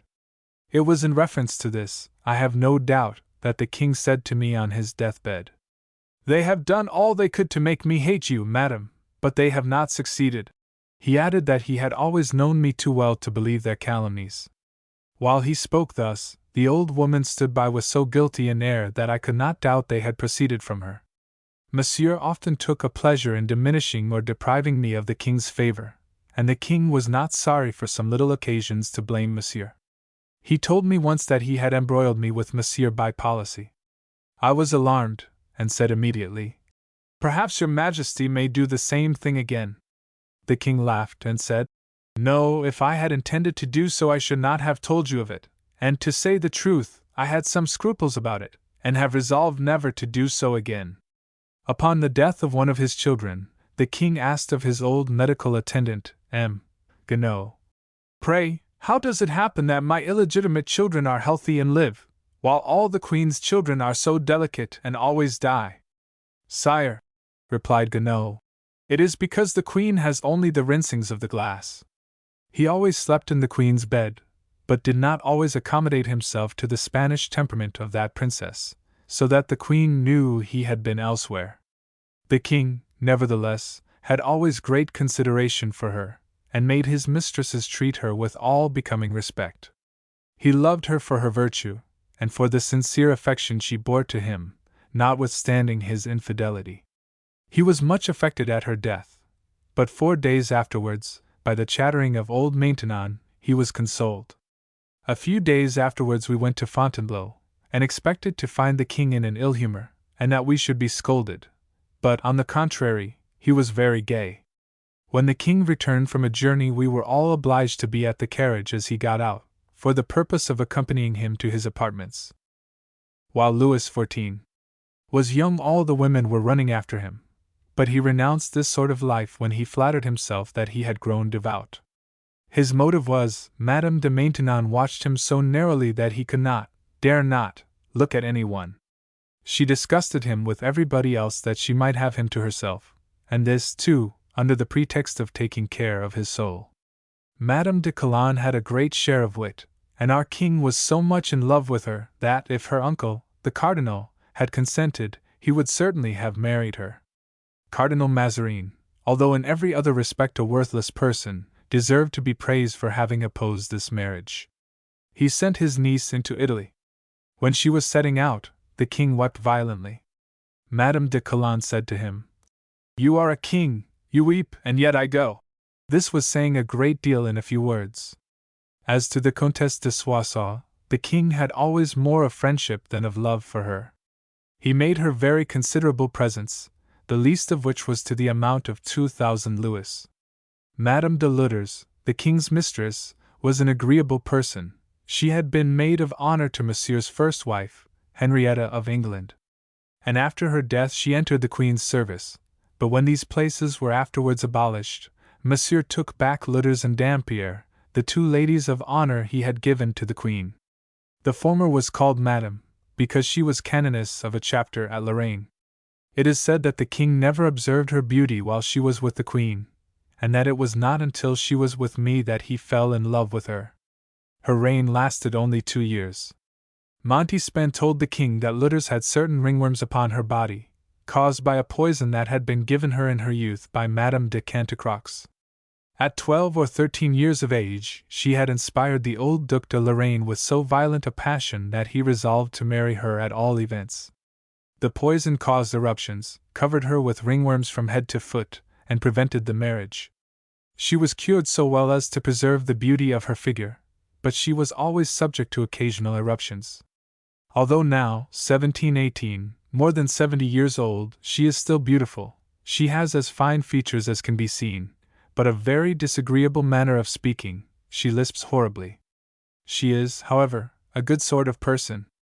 Since she has been converted, she thinks of nothing but the education of her nieces, and limits her own expenses that she may give the more to her brother's children.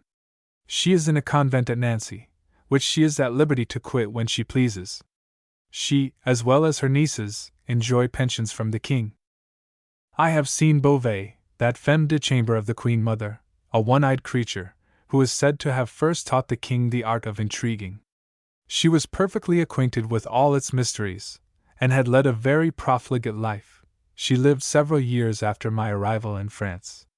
Louis XIV carried his gallantries to debauchery. Provided they were women, all were alike to him: peasants, gardeners' girls, femmes de chambre, or ladies of quality. All that they had to do was to seem to be in love with him. For a long time before his death, however, he had ceased to run after women. He even exiled the Duchesse de la Ferté, because she pretended to be dying for him. When she could not see him, she had his portrait in her carriage to contemplate it. The king said that it made him ridiculous, and desired her to retire to her own estate. The Duchesse de Roquelaure, of the house of Laval, was also suspected of wishing to captivate the king, but his Majesty was not so severe with her as with La Ferté. There was great talk in the scandalous circles about this intrigue, but I did not thrust my nose into the affair. I am convinced that the Duchesse de la Vallière always loved the king very much. Montespan loved him for ambition, La Soubise for interest, and Maintenon for both. La Fontange loved him also, but only like the heroine of a romance. She was a furiously romantic person. Lutters was also very much attached to him, but the king soon got tired of her. As for Madame de Monaco, I would not take an oath that she never intrigued with the king. While the king was fond of her, Lauzun, who had a regular though a secret arrangement with his cousin, fell into disgrace for the first time. He had forbidden his fair one to see the king, but finding her one day sitting on the ground, and talking with his Majesty, Lauzun, who, in his place as captain of the guard, was in the chamber, was so transported with jealousy that he could not restrain himself, and pretending to pass, he trod so violently on the hand which Madame de Monaco had placed upon the ground, that he nearly crushed it. The king, who thus guessed at their intrigue, reprimanded him. Lauzun replied insolently, and was sent for the first time to the Bastille. Madame de Soubise was cunning, full of dissimulation, and very wicked. She deceived the good queen cruelly, but the latter rewarded her for this in exposing her falsehood and in unmasking her to the world. As soon as the king had undeceived Her Majesty with respect to this woman, her history became notorious, and the queen amused herself in relating her triumph, as she called it, to everybody. The king and Monsieur had been accustomed from their childhood to great filthiness in the interior of their houses, so much so that they did not know it ought to be otherwise, and yet, in their persons, they were particularly neat. Madame de la Motte, who had been at Chaillot, preferred the old Marquis de Richelieu to the king. She declared to His Majesty that her heart was no longer disposable, but that it was at length fixed. I can never think, without anger, of the evil which has been spoken of the late king, and how little His Majesty has been regretted by those to whom he had done so much good. I hardly dare repeat what the king said to me on his deathbed. All those who were usually in his cabinet were present, with the exception of the princess, his daughter, the Princesse de Conti, and Madame de Vendôme, who alone did not see the king. The whole of the royal family was assembled. He recommended his legitimated daughters to live together in concord, and I was the innocent cause of his saying something disagreeable to them. When the king said, "I recommend you all to be united," I thought he alluded to me and my son's daughter, and I said, "Yes, monsieur, you shall be obeyed." He turned towards me, and said in a stern voice, "Madam, you thought I spoke of you. No, no, you are a sensible person, and I know you. It is to the princesses, who are not so, that I speak." Louis XIV proved at his death that he was really a great man, for it would be impossible to die with more courage than he displayed. For 8 days he had incessantly the approach of death before his eyes without betraying fear or apprehension. He arranged everything as if he had only been going to make a journey. 8 or 10 days before his death a disease had appeared in his leg, a gangrene ensued, and it was this which caused his death. But for 3 months preceding he had been afflicted with a slow fever, which had reduced him so much that he looked like a lath. That old rogue, Fagin, had brought him to this condition, by administering purgatives and sudorifics of the most violent kind. At the instigation of Père Letellier, he had been tormented to death by the cursed constitution, the affair of the bull Unigenitus, and had not been allowed to rest day or night. Fagin was a wicked old scoundrel, much more attached to Maintenon than to the king. When I perceived how much it was sought to exalt the Duc du Maine, and that the old woman cared so little for the king's death, I could not help entertaining unfavorable notions of this old rascal. It cannot be denied that Louis XIV was the finest man in his kingdom. No person had a better appearance than he. His figure was agreeable, his legs well made, his feet small, his voice pleasant, he was lusty in proportion, and, in short, no fault could be found with his person. Some folks thought he was too corpulent for his height, and that Monsieur was too stout, so that it was said, by way of a joke at court, that there had been a mistake, and that one brother had received what had been intended for the other. The king was in the habit of keeping his mouth open in an awkward way. An English gentleman, Mr. Hammer, found him an expert fencer. He preserved his good looks up to his death, although some of my ladies, who saw him afterwards, told me that he could scarcely be recognized. Before his death, his stature had been diminished by a head, and he perceived this himself. His pronunciation was very distinct, but all his children, from the Dauphin to the Comte de Toulouse, lisped. They used to say Paris instead of Paris.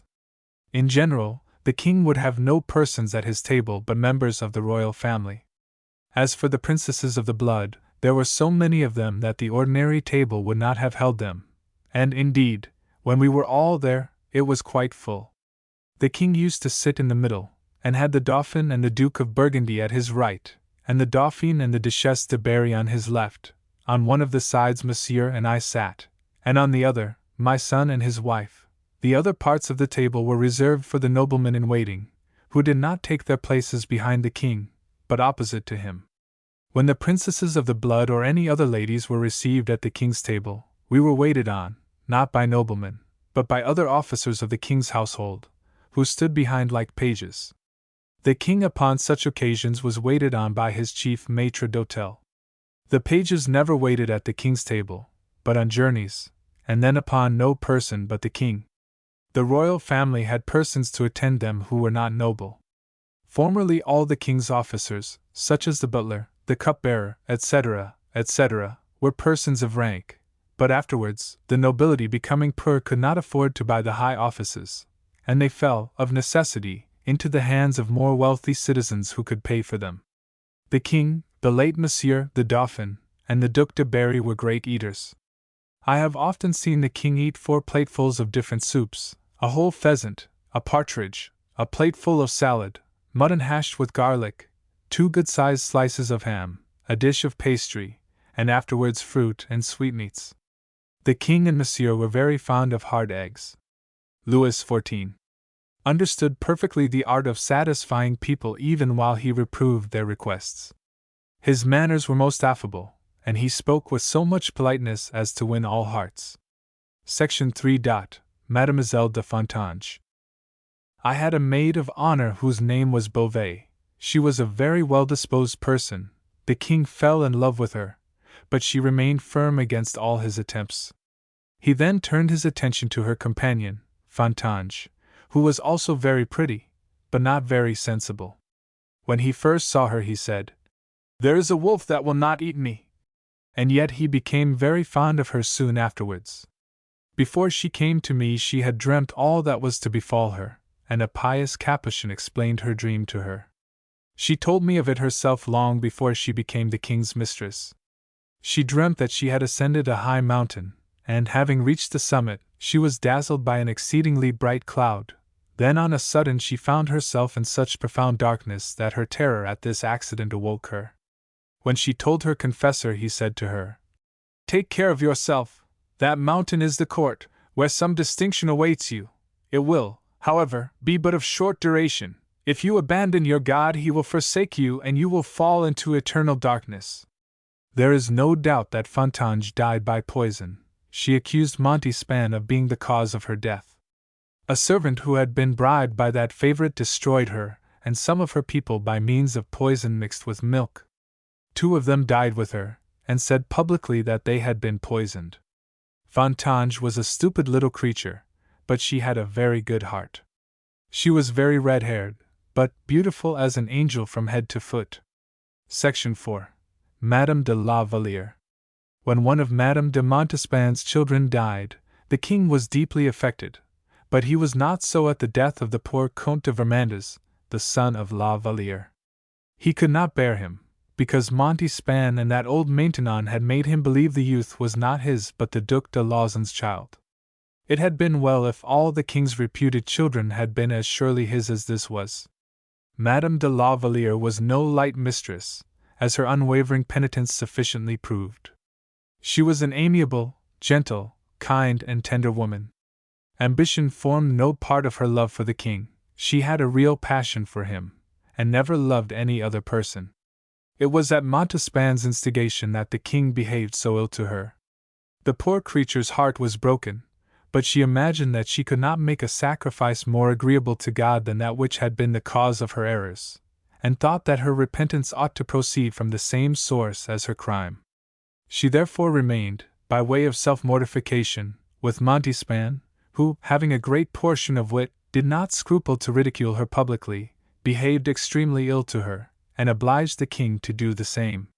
He used to pass through La Valliere's chamber to go to Montespan's, and one day, at the instigation of the latter, he threw a little spaniel, which he had called Malice, at the Duchesse de la Vallière, saying, "There, madam, is your companion, that's all."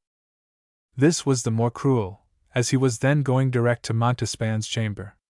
And yet La Vallière bore everything patiently. She was as virtuous as Montespan was vicious. Her connection with the king might be pardoned, when it was remembered that everybody had not only advised her to it, but had even assisted to bring it about.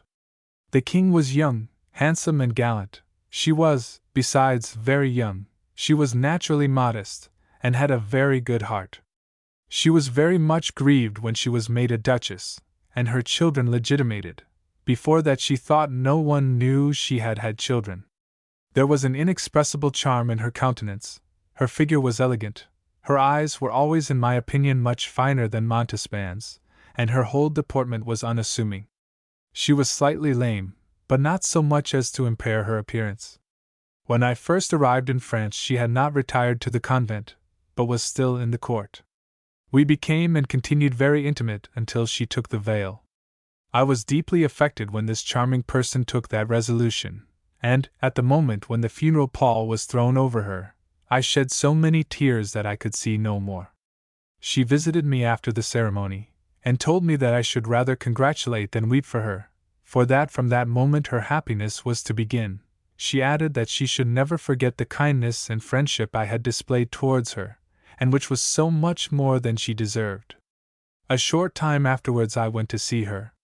I was curious to know why she had remained so long in the character of an attendant to Montespan. She told me that God had touched her heart, and made her sensible of her crimes, that she felt she ought to perform a penitence, and suffer that which would be most painful to her, which was to love the king, and to be despised by him, that for the 3 years after the king had ceased to love her she had suffered the torments of the damned, and that she offered her sorrows to heaven as the expiation of her sins, and as her sins had been public, so should be her repentance.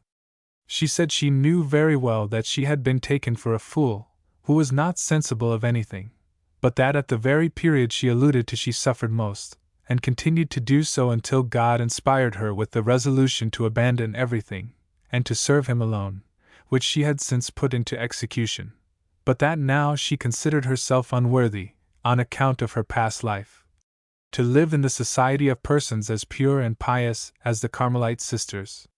All this evidently came from the heart. From the time she became professed, she was entirely devoted to heaven. I often told her that she had only transposed her love, and had given to God that which had formerly been the king's. She has said frequently that if the king should come into the convent she would refuse to see him, and would hide herself so that he could not find her. She was, however, spared this pain, for the king not only never went, but seemed to have forgotten her, as if he had never known her. To accuse La Valliere of loving any one besides the king was wicked to the last degree, but falsehoods cost Montespan but little. The Comte de Vermandois was a good sort of young man, and loved me as if I had been his mother. When his irregularities were first discovered, a more particular account of these will be found hereafter. I was very angry with him, and I had caused him to be told very seriously that if he had behaved ill I should cease to have any regard for him. This grieved him to the heart. He sent to me daily, and begged permission to say only a few words to me.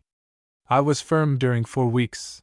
At length I permitted him to come, when he threw himself at my feet, begged my pardon, promising to amend his conduct, and beseeching me to restore him my friendship, without which he said he could not exist, and to assist him again with my advice. He told me the whole history of his follies, and convinced me that he had been most grossly deluded. When the Dauphin lay in of the Duke of Burgundy, I said to the king, "I hope your Majesty will not upon this occasion refuse a humble request I have to make to you." He smiled and said, "What have you to ask, then?" I replied, "The pardon, monsieur, of the poor Comte de Vermandois." He smiled once more and said, "You are a very good friend, but as for M. Vermandois, he has not been sufficiently punished for his crimes." "The poor lad," I rejoined, "is so very penitent for his offense." The king replied, "I do not yet feel myself inclined to see him. I am too angry with him still." Several months elapsed before the king would see him, but the young man was very grateful to me for having spoken in his behalf, and my own children could not be more attached to me than he was. He was well made, but his appearance, though not disagreeable, was not remarkably good. He squinted a little. Section V. Madame de Montespan. The king at first could not bear Madame de Montespan, daughter of Gabriel de Rochechouart, first Duc de Mortemart, and blamed Monsieur and even the queen for associating with her, yet, eventually, he fell deeply in love with her himself. She was more of an ambitious than a libertine woman, but as wicked as the devil himself. Nothing could stand between her and the gratification of her ambition, to which she would have made any sacrifice. Her figure was ugly and clumsy, but her eyes bespoke great intelligence, though they were somewhat too bright. Her mouth was very pretty, and her smile uncommonly agreeable. Her complexion was fairer than La Valliere's, her look was more bold, and her general appearance denoted her intriguing temper. She had very beautiful light hair, fine arms, and pretty hands, which La Valliere had not. But the latter was always very neat, and Montespan was filthy to the last degree. She was very amusing in conversation, and it was impossible to be tired in talking with her. The king did not regret Montespan more than he did La Fontange. The Duc d'Antin, her only legitimate child, was also the only one who wept at her death. When the king had the others legitimated, the mother's name was not mentioned, so that it might appear Madame de Montespan was not their mother. Madame de Montespan had 8 children by Louis XIV. The Duc du Maine, Comte Vegan, Mademoiselle de Nantes, married to the Duc de Bourbon, Mademoiselle de Tours, married to the Regent Duc d'Orléans, the Comte de Toulouse, and 2 other sons who died young. She was once present at a review, and as she passed before the German soldiers they called out, "Königshuer!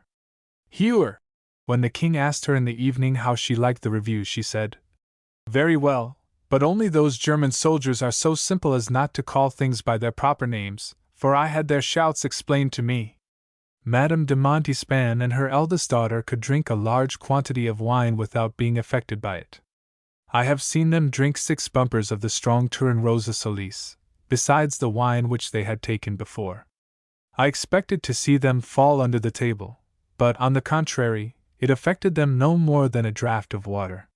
It was Madame de Montespan who invented the robes battantes for the purpose of concealing her pregnancy, because it was impossible to discover the shape in those robes. But when she wore them, it was precisely as if she had publicly announced that which she affected to conceal, for everybody at the court used to say, "Madame de Montespan has put on her robe battante, therefore she must be pregnant." I believe she did it on purpose, hoping that it commanded more attention for her at court, as it really did. It is quite true that she always had a royal bodyguard, and it was fit that she should, because the king was always in her apartments by day and night. He transacted business there with his ministers, but, as there were several chambers, the lady was, nevertheless, quite at liberty to do as she pleased, and the Marshal de Noailles, though a devout person, was still a man. When she went out in a carriage, she had guards, lest her husband should, as he had threatened, offer her some insult. She caused the queen great vexation, and it is quite true that she used to ridicule her, but then she did the same to everybody besides. She, however, never ventured upon any direct or remarkable impertinence to Her Majesty, for the king would not have suffered it. She had married one of her cousins, M. de Montpipeau, to Mademoiselle Aubry, the daughter of a private citizen who was exceedingly rich. To convince her that she had made a good match, Madame de Montespan had her brought into her own small private room. The young lady was not accustomed to very refined society, and the first time she went she seated herself upon the table, and crossing her legs, sat swinging there, as if she had been in her own chamber. The laugh which this excited cannot be conceived, nor the comical manner in which Madame de Montespan turned it to the king's amusement. The young lady thought that her new relation was inclined to be favorable to her, and loaded her with compliments. In general, Montespan had the skill of representing things so humorously that it was impossible not to laugh at her. According to the law of the land, all her children were supposed to be Monsieur de Montespan's. When her husband was dangerously ill, Madame de Montespan, who in some degree affected devotion, sent to ask him if he would allow her to nurse him in his sickness. He replied that he would very willingly, provided she would bring all his children home with her, but if she left one behind he would not receive her. After this answer she took care not to go, for her husband was a great brute, and would have said whatever he pleased as soon as she presented herself to him. With the exception of the Comte de Toulouse, all the children she had by the king are marked. The Duc du Maine is paralytic, Madame d'Orléans is crooked, and Madame la Duchesse is lame. M. de Montespan was not a very estimable person, he did nothing but play. He was a very sordid man, and I believe if the king had chosen to give him a good round sum he would have been very quiet. It was amusing enough to see him and his son, d'Antin, playing with Madame d'Orléans and Madame la Duchesse, and presenting the cards very politely, and kissing his hand to the princesses, who were called his own daughters. He thought it a joke himself, and always turned aside a little to laugh in his sleeve. Section 6. Madame de Maintenon. The marriage of Louis XIV. With old Maintenon proves how impossible it is to escape one's fate. The king said one day to the Duc de Crequy and to M. de la Rochefoucauld, long before he knew Mistress Scarron, "I am convinced that astrology is false. I had my nativity cast in Italy, and I was told that, after living to an advanced age, I should be in love with an old, to the last moment of my existence. I do not think there is any great likelihood of that." He laughed most heartily as he said this, and yet the thing has taken place. The history of Theodora, in Procopius, bears a singular resemblance to that of Maintenon. In the history of Sweden, too, there is a similar character in the person of Sigbrida, a Dutch woman, who lived during the reign of Christian Il, King of Denmark, Sweden and Norway, who bears so great a likeness to Maintenon that I was struck with it as soon as I read it. I cannot imagine how they came to permit its publication. It is fortunate for the Abbé Vertot, who is the author, that the king does not love reading, otherwise he would certainly have been sent to the Bastille. Several persons thought that the Abbé had invented it by way of a joke, but he swears by all that is good that he found it in the annals of Sweden. The old woman cannot have read it either, for she is too much occupied in reading the letters written to her from Paris, relating all that is going on there and at the court. Sometimes the packets have consisted of 20 or 30 sheets. She kept them or showed them to the king, according as she liked or disliked the persons. She was not deficient in wit, and could talk very well whenever she chose. She did not like to be called La Marquise, but preferred the simpler and shorter title of Madame de Maintenon. She did not scruple to display openly the hatred she had for me. For example, when the Queen of England came to Marly, and went out on foot or in the carriage with the king, on their return the Queen, the Dauphin, the Princess of England, and all the princesses, went into the king's room. I alone was excluded. It was with great regret that I gave up my maids of honor. I had 4, sometimes 5 of them, with their governess and sub-governess. They amused me very much, for they were all very gay. The old woman feared there might be some among them to whom the king might take a fancy, as he had done to Ludra and Fontange. I only kept my maids of honor a year after the death of Monsieur Dot, 1702. The king was always fond of the sex, and if the old woman had not watched him very narrowly he would have slipped through her fingers in spite of all his devotion. She hated the Dauphin because the latter would not let her treat her like a child, but wished to keep a court and live as became her rank. This the old woman could not and would not endure. She loved to set all things in confusion, as she did afterwards with the second Dauphin, in the hope of compelling the king to recognize and proclaim her as queen. But this the king never would do, notwithstanding all her artifices. Other writers, including Madame de Montespan, put it just the opposite way, that the king wished to proclaim Maintenon queen and she refused.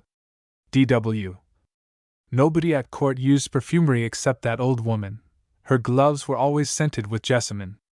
The king could not bear scent on any other person, and only endured it in her because she made him believe that it was somebody else who was perfumed. If Madame de Ursins had not been protected by Madame de Maintenon, she would have been ruined at court long before the Queen of Spain dismissed her, for in his heart the king disliked her excessively. But all those who were supported by Madame de Maintenon were sure to triumph. The old woman took great pains to conceal from the king all that could give him pain, but she did not scruple to torment him incessantly about the Constitution and those illegitimate children, whom she wished to raise higher than the king desired. She teased him also with her hatred of my son and myself, for he had no dislike to us. Neither the Queen nor the first Dauphin nor myself ever received a farthing, but this old Maintenon took money on all sides, and taught the second Dauphin to do the same. Her example was followed by all the others. In the time of the Queen and the first Dauphin, everything at court was conducted with modesty and dignity. Those persons who indulged in secret debaucheries at least kept up a respect for appearances. But from the time that Maintenon's reign began, and the king's illegitimate children were made a part of the royal family, all was turned topsy-turvy. When she once conceived a hatred against any person, it was for life, and she never ceased secretly to persecute them, as I have personally experienced. She has laid many snares for me, which by the help of Providence I have always avoided. She was terribly annoyed by her first husband, who kept her always shut up in his chamber. Many people say, too, that she hastened the passage of poor Manset into the other world. It is quite certain that he was poisoned by means of green peas, and that he died within 3 hours of eating them. She had learnt that on the same day M. de Torquay was going to show the king certain papers containing an account of the money which she had received from the post unknown to his majesty. The king never knew anything of this adventure nor of that of Louvois, because, as people had no fancy for being poisoned, they held their tongues.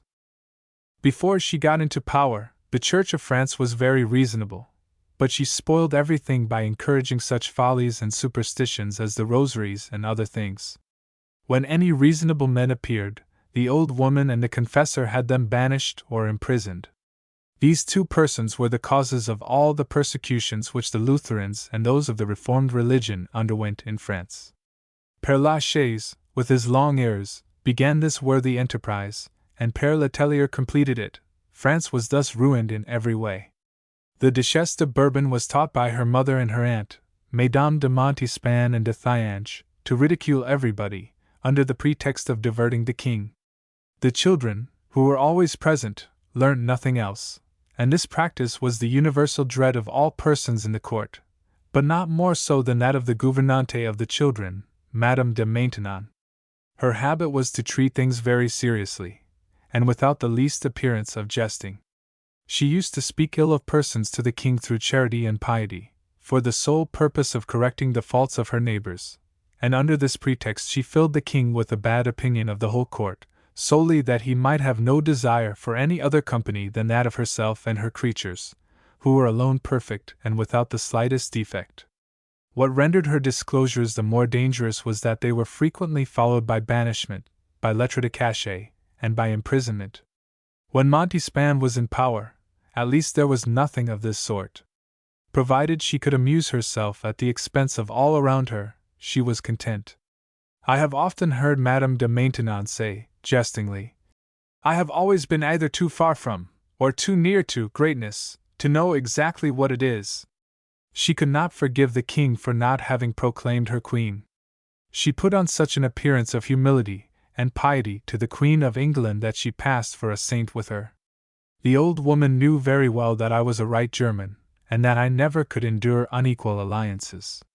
She fancied, therefore, that it was on my account the king was reluctant to acknowledge his marriage with her, and this it was that made her hate me so profoundly. From the time of the king's death and our departure from Versailles, my son has never once seen her. She would never allow me to meddle with anything, because she feared it would give me an opportunity of talking to the king.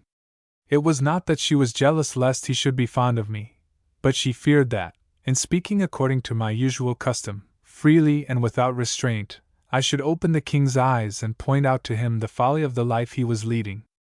I had, however, no such intention. All the mistresses the king had did not tarnish his reputation so much as the old woman he married. From her proceeded all the calamities which have since befallen France. It was she who excited the persecution against the Protestants, invented the heavy taxes which raised the price of grain so high, and caused the scarcity. She helped the ministers to rob the king. By means of the Constitution she hastened his death. She brought about my son's marriage. She wanted to place bastards upon the throne. In short, she ruined and confused everything. Formerly the court never went into mourning for children younger than 6 years of age, but the Duc du Maine having lost a daughter only 1 year old, the old woman persuaded the king to order a mourning, and since that time it has been always worn for children of a year old. The king always hated or loved as she chose to direct. It was not, therefore, surprising that he could not bear Montespan, for all her failings were displayed to him by the old woman, who was materially assisted in this office by Montespan's eldest son, the Duc du Maine. In her latter years she enjoyed a splendor which she could never have dreamed of before. The court looked upon her as a sort of divinity. The old lady never failed to manifest her hatred of my son on all occasions. She liked my husband no better than myself, and my son and my daughter and her husband were equally objects of her detestation. She told a lady once that her greatest fault was that of being attached to me. Neither my son nor I had ever done her any injury. If Monsieur thought fit to tell his niece, the Duchess of Burgundy, a part of Maintenon's history, in the vexation he felt at her having estranged the princess from him, and not choosing that she should behave affectionately to her great-uncle, that was not our fault. She was as jealous of the Dauphin as a lover is of his mistress. She was in the habit of saying, "I perceive there is a sort of vertigo at present affecting the whole world." When she perceived that the harvest had failed, she bought up all the corn she could get in the markets, and gained by this means an enormous sum of money, while the poor people were dying of famine. Not having a sufficient number of granaries, a large quantity of this corn became rotten in the boats loaded with it, and it was necessary to throw it into the river. The people said this was a just judgment from heaven. My son made me laugh the other day. I asked him how Madame de Maintenon was. "Wonderfully well," he replied. "That is surprising at her age," I said. "Yes," he rejoined. "But do you not know that God has, by way of punishing the devil, doomed him to exist a certain number of years in that ugly body?" Montespan was the cause of the king's love for old Maintenon. In the first place, when she wished to have her near her children, she shut her ears to the stories which were told of the irregular life which the hussy had been leading. She made everybody who spoke to the king about her praise her. Her virtue and piety were cried up until the king was made to think that all he had heard of her light conduct were lies, and in the end he most firmly believed it. In the second place, Montespan was a creature full of caprice, who had no control over herself, was passionately fond of amusement, was tired whenever she was alone with the king, whom she loved only for the purposes of her own interest or ambition, caring very little for him personally. To occupy him, and to prevent him from observing her fondness for play and dissipation, she brought Maintenon. The king was fond of a retired life, and would willingly have passed his time alone with Montespan. He often reproached her with not loving him sufficiently, and they quarreled a great deal occasionally. Goody Scarraw then appeared, restored peace between them, and consoled the king. She, however, made him remark more and more the bitter temper of Montespan, and affecting great devotion, she told the king that his affliction was sent him by heaven, as a punishment for the sins he had committed with Montespan. She was eloquent, and had very fine eyes. By degrees the king became accustomed to her, and thought she would effect his salvation. He then made a proposal to her, but she remained firm, and gave him to understand that, although he was very agreeable to her, she would not for the whole world offend heaven. This excited in the king so great an admiration for her, and such a disgust to Madame de Montespan, that he began to think of being converted. The old woman then employed her creature, the Duc du Maine, to insinuate to his mother that, since the king had taken other mistresses, for example, Lutters and Fontanges, she had lost her authority, and would become an object of contempt at court. This irritated her, and she was in a very bad humor when the king came. In the meantime, Maintenon was incessantly censuring the king. She told him that he would be damned if he did not live on better terms with the queen. Louis XIV repeated this to his wife, who considered herself much obliged to Madame de Maintenon.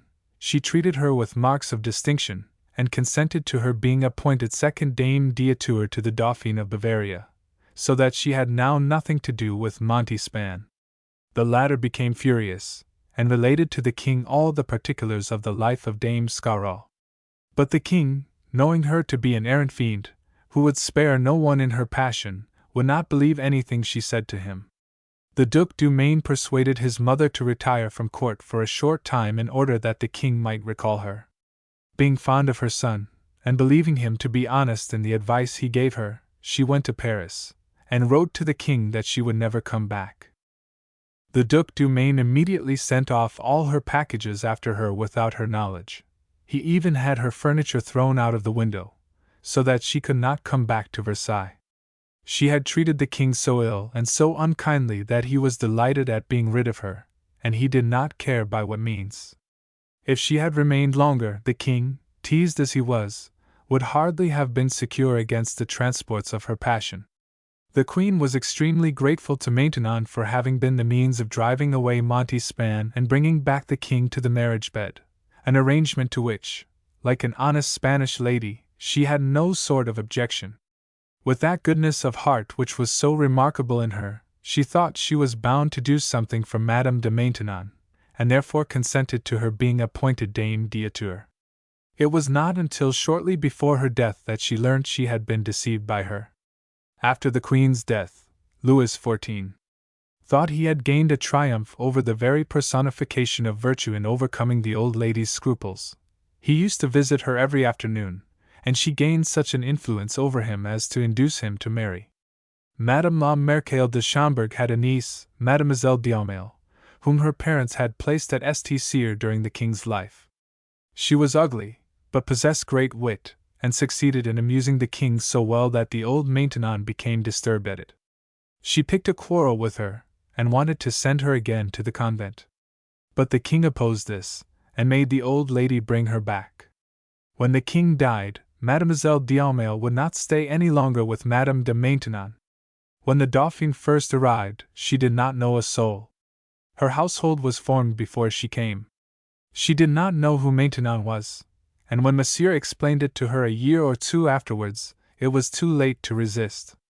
The Dauphin used at first to laugh at the old woman, but as he was amorous of one of the Dauphin's maids of honor, and consequently was acquainted with the gouvernante of the maids of honor, Montcheverul, a creature of Maintenon's, that old fool set her out in very fair colors. Madame de Maintenon did not scruple to estrange the Dauphin from the Dauphin, and very piously to sell him first Rambouillet and afterwards La Force.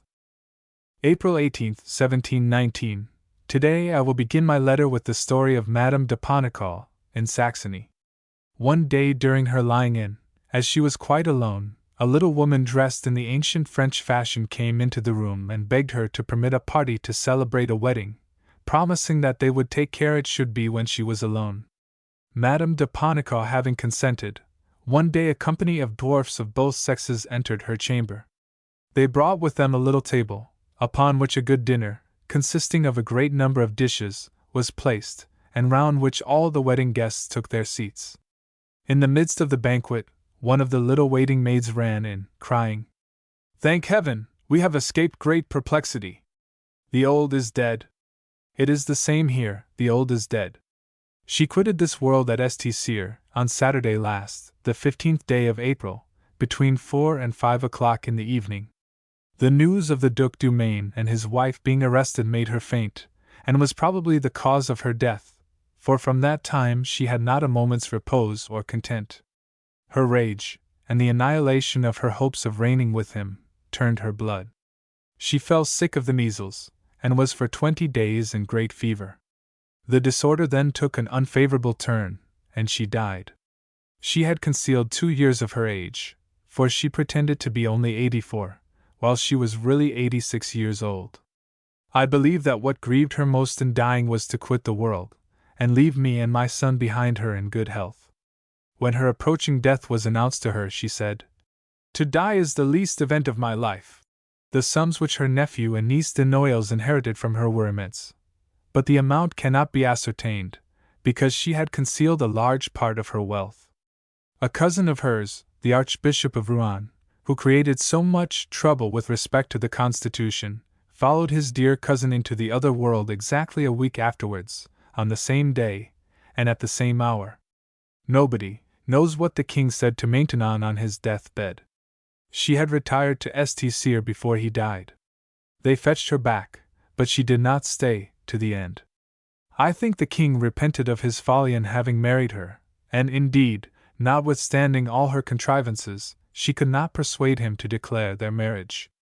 She wept for the king's death, but was not so deeply afflicted as she ought to have been. She always flattered herself with the hope of reigning together with the Duc du Maine.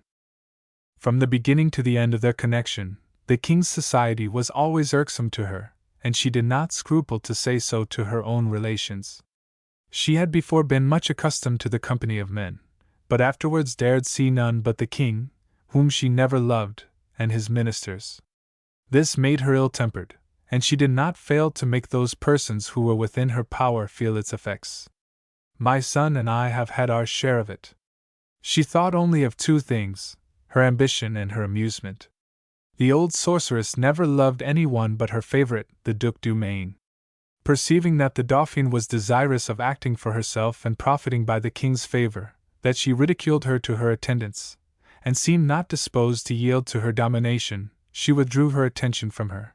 And if the Dauphin had not possessed great influence with the king, Maintenon would have turned round upon her former favorite. She was therefore very soon consoled for this princess's death. She thought to have the king entirely at her disposal through the Duc du Maine, and it was for this reason that she relied so much upon him, and was so deeply afflicted at his imprisonment. She was not always so malicious, but her wickedness increased with her years. For us it had been well that she had died 20 years before, but for the honor of the late king that event ought to have taken place 33 years back, for, if I do not mistake, she was married to the king 2 years after the queen's death, which happened 35 years ago. If she had not been so outrageously inveterate against me, she could have done me much more injury with the king, but she set about it too violently. This caused the king to perceive that it was mere malice, and therefore it had no effect. There were 3 reasons why she hated me horribly. The first was, that the king treated me favorably. I was 25 years of age when she came into power. She saw that, instead of suffering myself to be governed by her, I would have my own way, and, as the king was kind to me, that I should undeceive him and counsel him not to suffer himself to be blindly led by so worthless a person. The second reason was that, knowing how much I must disapprove of her marriage with the king, she imagined I should always be an obstacle to her being proclaimed queen. And the third was, that I had always taken the Dauphin's part whenever Maintenon had mortified her. The poor Dauphin did not know what to do with Maintenon, who possessed the king's heart, and was acquainted with all his intentions. Notwithstanding all the favor she enjoyed, the old lady was somewhat timid. If the Dauphin could have summoned courage to threaten Maintenon, as I advised her, to hint that her previous life was well known, and that unless she behaved better to the Dauphin the latter would expose her to the king, but that if, on the contrary, she would live quietly and on good terms, silence should be kept, then Maintenon would have pursued a very different conduct. That wicked Besola always prevented this, because then she would have had no more tales to tell. One day I found the Dauphin in the greatest distress and drowned in tears, because the old woman had threatened to make her miserable, to have Madame du Maine preferred to her, to make her odious to the whole court, and to the king besides. I laughed when she told me all this. "Is it possible," I said, "with so much sense and courage as you possess, that you will suffer this old hag to frighten you thus? You can have nothing to fear, you are the Dauphin, the first person in the kingdom. No one can do you any mischief without the most serious cause. When, therefore, they threaten you, answer boldly, 'I do not fear poor menaces. Madame de Maintenon is too much beneath me, and the king is too just to condemn without hearing me. If you compel me, I will speak to him myself, and we shall see whether he will protect me or not.'" The Dauphin was not backward in repeating this word for word. The old woman immediately said, "This is not your own speech. This proceeds from Madame's bad advice. You have not courage enough to think thus for yourself. However, we shall see whether Madame's friendship will be profitable to you or not." But from that time forth she never threatened the princess. She had introduced the name of the Duchesse du Maine adroitly enough in her threats to the Dauphin, because, having educated the Duke, she thought her power at court unlimited, and wished to shew that she could prefer the last princess of the blood before the first person in France, and that therefore it was expedient to submit to her and obey her. But Besola, who was jealous of me, and could not bear that the Dauphin should confide in me, had been bought over by the old woman, to whom she betrayed us, and told her all that I had said to console the princess. She was commissioned, besides, to torment and intimidate her mistress as much as possible, and acquitted herself to a miracle, terrifying her to death, and at the same time seeming to act only from attachment, and to be entirely devoted to her. The poor Dauphin never distrusted this woman, who had been educated with her, and had accompanied her to France. She did not imagine that falsehood and perfidy existed to such an extent as this infernal creature carried them. I was perfectly amazed at it. I opposed Besola, and did all I could to console the Dauphin and to alleviate her vexation. She told me when she was dying that I had prolonged her life by 2 years by inspiring her with courage. My exertions, however, procured for me Maintenon's cordial hatred, which lasted to the end of her life. Although the Dauphine might have something to reproach herself with, she was not to be taken to task for it by that old woman, for who had ever led a less circumspect life than she? In public, or when we were together, she never said anything unpleasant to me, for she knew that I would not have failed to answer her properly, as I knew her whole life. Villerceaux had told me more of her than I desired to know. When the king was talking to me on his deathbed, she turned as red as fire. "Go away, madam," said she. "The king is too much affected while he talks to you. It may do him harm. Pray go away." As I went out, she followed me and said, "Do not think, madam, that I have ever done you an ill turn with the king." I answered her with tears, for I thought I should choke with grief. "Madam, do not let us talk upon that subject," and so quitted her. That humpbacked old Fagin, her favorite, used to say that he disliked Christianity because it would not allow him to build a temple to Maintenon and an altar to worship her. The only trait in her character that I can find to praise is her conduct to Montcheverul. Although she was a wicked old devil, Maintenon had reason to love her and be kind to her, for she had fed and clothed her when Maintenon was in great want. I believe the old woman would not procure for Madame de Dangeau the privilege of the tabouret, only because she was a German and of good family. She once had 2 young girls from Strasbourg brought to court, and made them pass for Countesses Palatine, placing them in the office of attendants upon her nieces.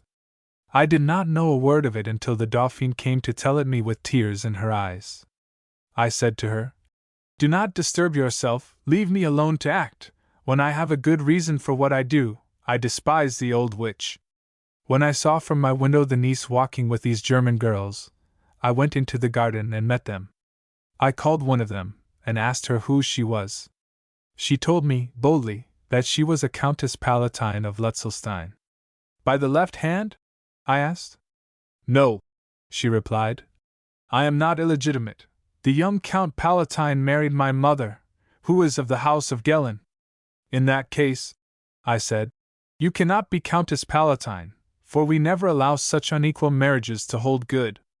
I will tell you, moreover, that you lie when you say that the Count Palatine married your mother. She is a dash, and the Count has married her no more than 100 others have done. I know her lawful husband is a hoba player. If you presume, in future, to pass yourself off as a Countess Palatine, I will have you stripped. Let me never again hear anything of this. But if you will follow my advice, and take your proper name, I shall not reproach you. And now you see what you have to choose between." The girl took this so much to heart that she died some days afterwards. As for the second, she was sent to a boarding house in Paris, where she became as bad as her mother, but as she changed her name I did not trouble myself any further about her. I told the Dauphine what I had done, who was very much obliged to me, and confessed she should not have had courage enough to do it herself. She feared that the king would be displeased with me, but he only said to me, jestingly, "One must not play tricks with you about your family, for it seems to be a matter of life or death with you." I replied, "I hate lies." There was a troupe of Italian players who had got up a comedy called The Pretended Prude. When I learnt they were going to represent it, I sent for them and told them not to do so. It was in vain. They played it, and got a great deal of money by it, but they were afterwards sent away in consequence. They then came to me and wanted me to intercede for them, but I said, "Why did you not take my advice?" It was said they hit off the character of Maintenon with the most amusing fidelity. I should have liked to see it, but I would not go lest the old woman should have told the king that I had planned it out of ill will to her. Section 7. The Queen, consort of Louis XIV. Our Queen was excessively ignorant, but the kindest and most virtuous woman in the world. She had a certain greatness in her manner, and knew how to hold a court extremely well. She believed everything the king told her, good or bad. Her teeth were very ugly, being black and broken. It was said that this proceeded from her being in the constant habit of taking chocolate. She also frequently ate garlic. She was short and fat, and her skin was very white. When she was not walking or dancing she seemed much taller. She ate frequently and for a long time, but her food was always cut in pieces as small as if they were for a singing bird. She could not forget her country, and her manners were always remarkably Spanish. She was very fond of play. She played basset, reverses, amber, and sometimes a little primero, but she never won because she did not know how to play. She had such an affection for the king that she used to watch his eyes to do whatever might be agreeable to him. If he only looked at her kindly, she was in good spirits for the rest of the day. She was very glad when the king quitted his mistresses for her, and displayed so much satisfaction that it was commonly remarked. She had no objection to being joked upon this subject, and upon such occasions used to laugh and wink and rub her little hands. One day the queen, after having conversed for half an hour with the Prince Egon de Furstenberg, Cardinal Furstenberg, Bishop of Strasbourg, took me aside and said to me, "Did you know what M. de Strasbourg has been saying? I have not understood him at all." A few minutes afterwards the bishop said to me, "Did your Royal Highness hear what the Queen said to me? I have not comprehended a single word." "Then," said I, "why did you answer her?" "I thought," he replied, "that it would have been indecorous to have appeared not to understand Her Majesty." This made me laugh so much that I was obliged precipitately to quit the chamber. The Queen died of an abscess under her arm. Instead of making it burst, Fagin, who was unfortunately then her physician, had her blooded. This drove in the abscess, the disorder attacked her internally, and an emetic, which was administered after her bleeding, had the effect of killing the Queen. The surgeon who blooded her said, "Have you considered this well, sir? It will be the death of my mistress." Fagin replied, "Do as I bid you." Gervais, the surgeon, wept, and said to Fagin, "You have resolved, then, that my mistress shall die by my hand." Fagin had her blooded at 11 o'clock. At noon he gave her an emetic, and 3 hours afterwards she was dead. It may be truly said that with her died all the happiness of France. The king was deeply grieved by this event, which that old villain Fagin brought about expressly for the purpose of confirming that mischievous old woman's fortune. After the Queen's death I also happened to have an abscess. Fagin did all he could to make the king recommend me to be blooded, but I said to him, in His Majesty's presence, "No, I shall do no such thing. I shall treat myself according to my own method, and if you had done the same to the Queen she would have been alive now. I shall suffer the abscess to gather, and then I shall have it opened." I did so, and soon got well. The king said very kindly to me, "Madam, I am afraid you will kill yourself." I replied, laughing, "Your Majesty is too good to me, but I am quite satisfied with not having followed my physician's advice, and you will soon see that I shall do very well."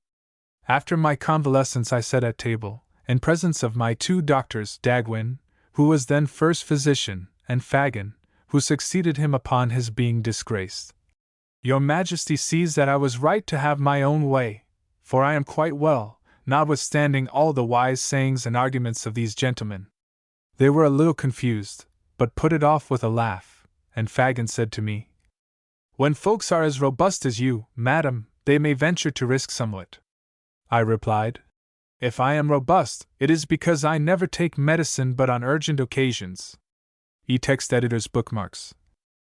A pious Capuchin explained her dream to her art of satisfying people even while he reproved their requests, asked the king 100 questions, which is not the fashion because the Queen has only the rinsings of the glass. Duplicity passes for wit, and frankness is looked upon as folly. Even doubt whether he believes in the existence of a God. Follies and superstitions as the rosaries and other things formerly the custom to swear horridly on all occasions. Great filthiness in the interior of their houses. Great things originated from the most insignificant trifles. He always slept in the Queen's bed. He had good natural wit, but was extremely ignorant. He was a good sort of man, notwithstanding his weaknesses. Her teeth were very ugly, being black and broken. Queen, I am unquestionably very ugly. I formed a religion of my own. I have seldom been at a loss for something to laugh at. I never take medicine but on urgent occasions. It was not permitted to argue with him. Jewels and decoration attract attention to the ugly. Louis XIV.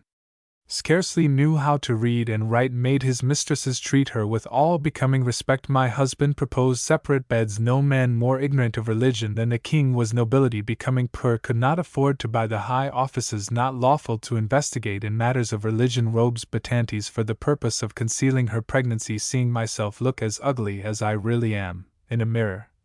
So great a fear of hell had been instilled into the king. Soon tired of war, and wishing to return home, Louis XIV, the old woman, Madame Maintenon, to die is the least event of my life. Maintenon, to tell the truth, I was never very fond of having children. You are a king, you weep, and yet I go. You never look in a mirror when you pass it.